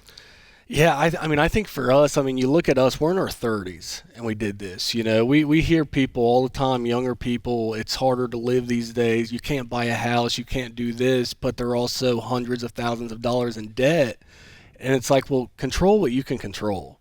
And so, I mean, Rachel, you know, you were born the year your parents filed for bankruptcy. George, you went from negative net worth to a millionaire in 10 years. You look at us, we both grew up in less than ideal situations. Her parents got divorced when she was young. My parents got divorced when I was young. My dad passed away when I was 8 years old, and he didn't have any life insurance. And so I was raised by a single mother, no help, just trying to figure it out. So if we can do it, anybody can do it.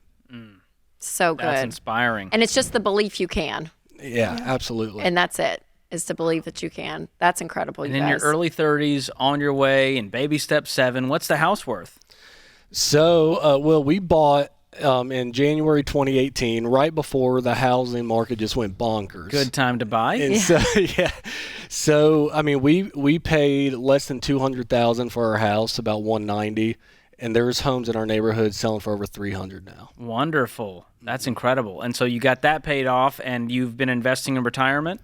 Yeah. Yep. So now we're doing 15%. We're still trying to save up for the kids' college and all that. And we're also cash flowing an international adoption right now too. So this is not our complete family. That's great, you we guys. we were hoping the adoption would be finalized when we came here, but it just kind of worked out this way. But yeah, so we're doing that, saving up for the kids' college, investing, and we were at a negative net worth, a significant negative net worth 4 years ago, and now we're on the path to be multimillionaires. That's Oh my unbelievable. Goodness. That's Unbelievable. so fun. And when you have the margin to do things like, you guys get to just cash flow this adoption with joy in your face instead of stress, because you've also got payments. So I love when you turn money from an obstacle into a tool, it's amazing how your life changes. And I'm so proud of you guys for being a living, breathing picture of that. Yeah, absolutely. And I told her, she stuck with me these past 4 years, and I know it wasn't the easiest thing. So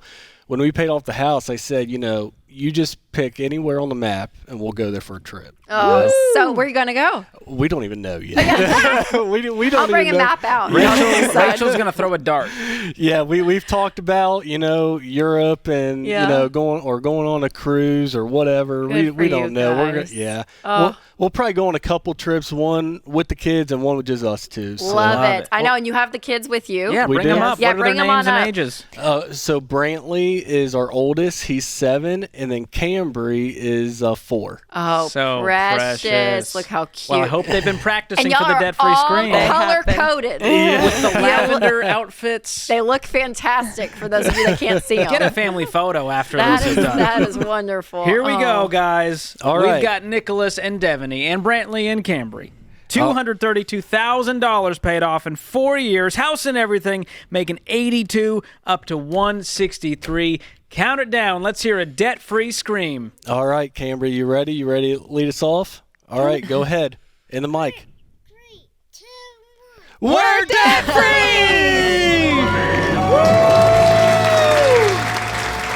That might win the award for cutest debt-free scream I've ever seen. Gosh, I just teared up. I was like, oh my gosh. What a performance. And we've got a special gift for you guys. 2 Every Dollar Premium gift cards for a 1-year subscription. You can use one. You can renew with that. You can give it away to a friend to get them started on the journey. And That's George, incredible. and just hearing their stories of even the change that they've made from their childhood to now, what these kids are going to experience. It's absolutely incredible. In 4 Beyond years. the finances. I mean, Early it's just 30s, no mortgage. It's incredible. In 4 years. Well done, you guys. Well done. It's possible for you, America. Are you willing to make those kinds of sacrifices for 4 years? I can do just about anything for that amount of time, and I know you can too. It is worth it. Look at that couple. Look at that journey. This is The Ramsey Show.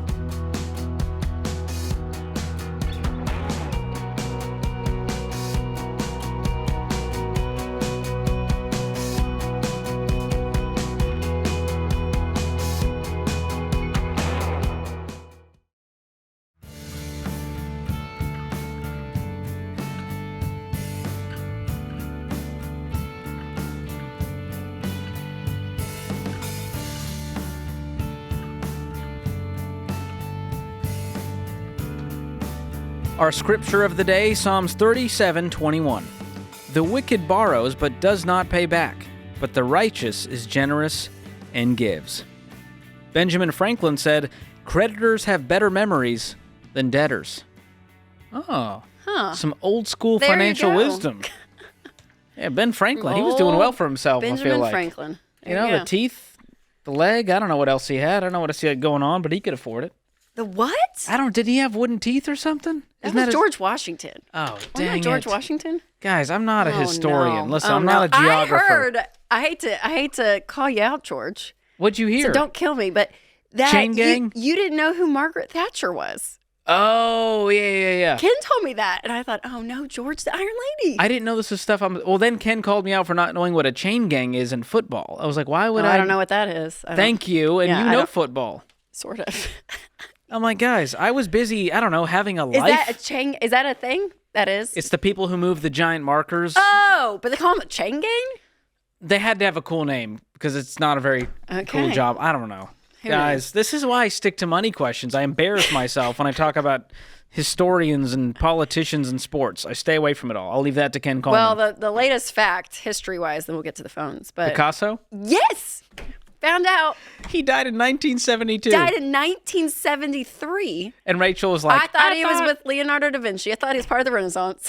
Had no idea. Wow. But he just died in the 70s. Picasso. I was like, what? I thought all those guys were back with Listen, I the got Google. Sistine Chapel. I don't know. I'll just Google it if I Anyways, need to know it. But so- until then, it doesn't sit in my brain. Sorry. In the 70s, Picasso. I mean, crazy. Anyways, Yeah. that's my fact. That just blew my mind. All right. Timeless.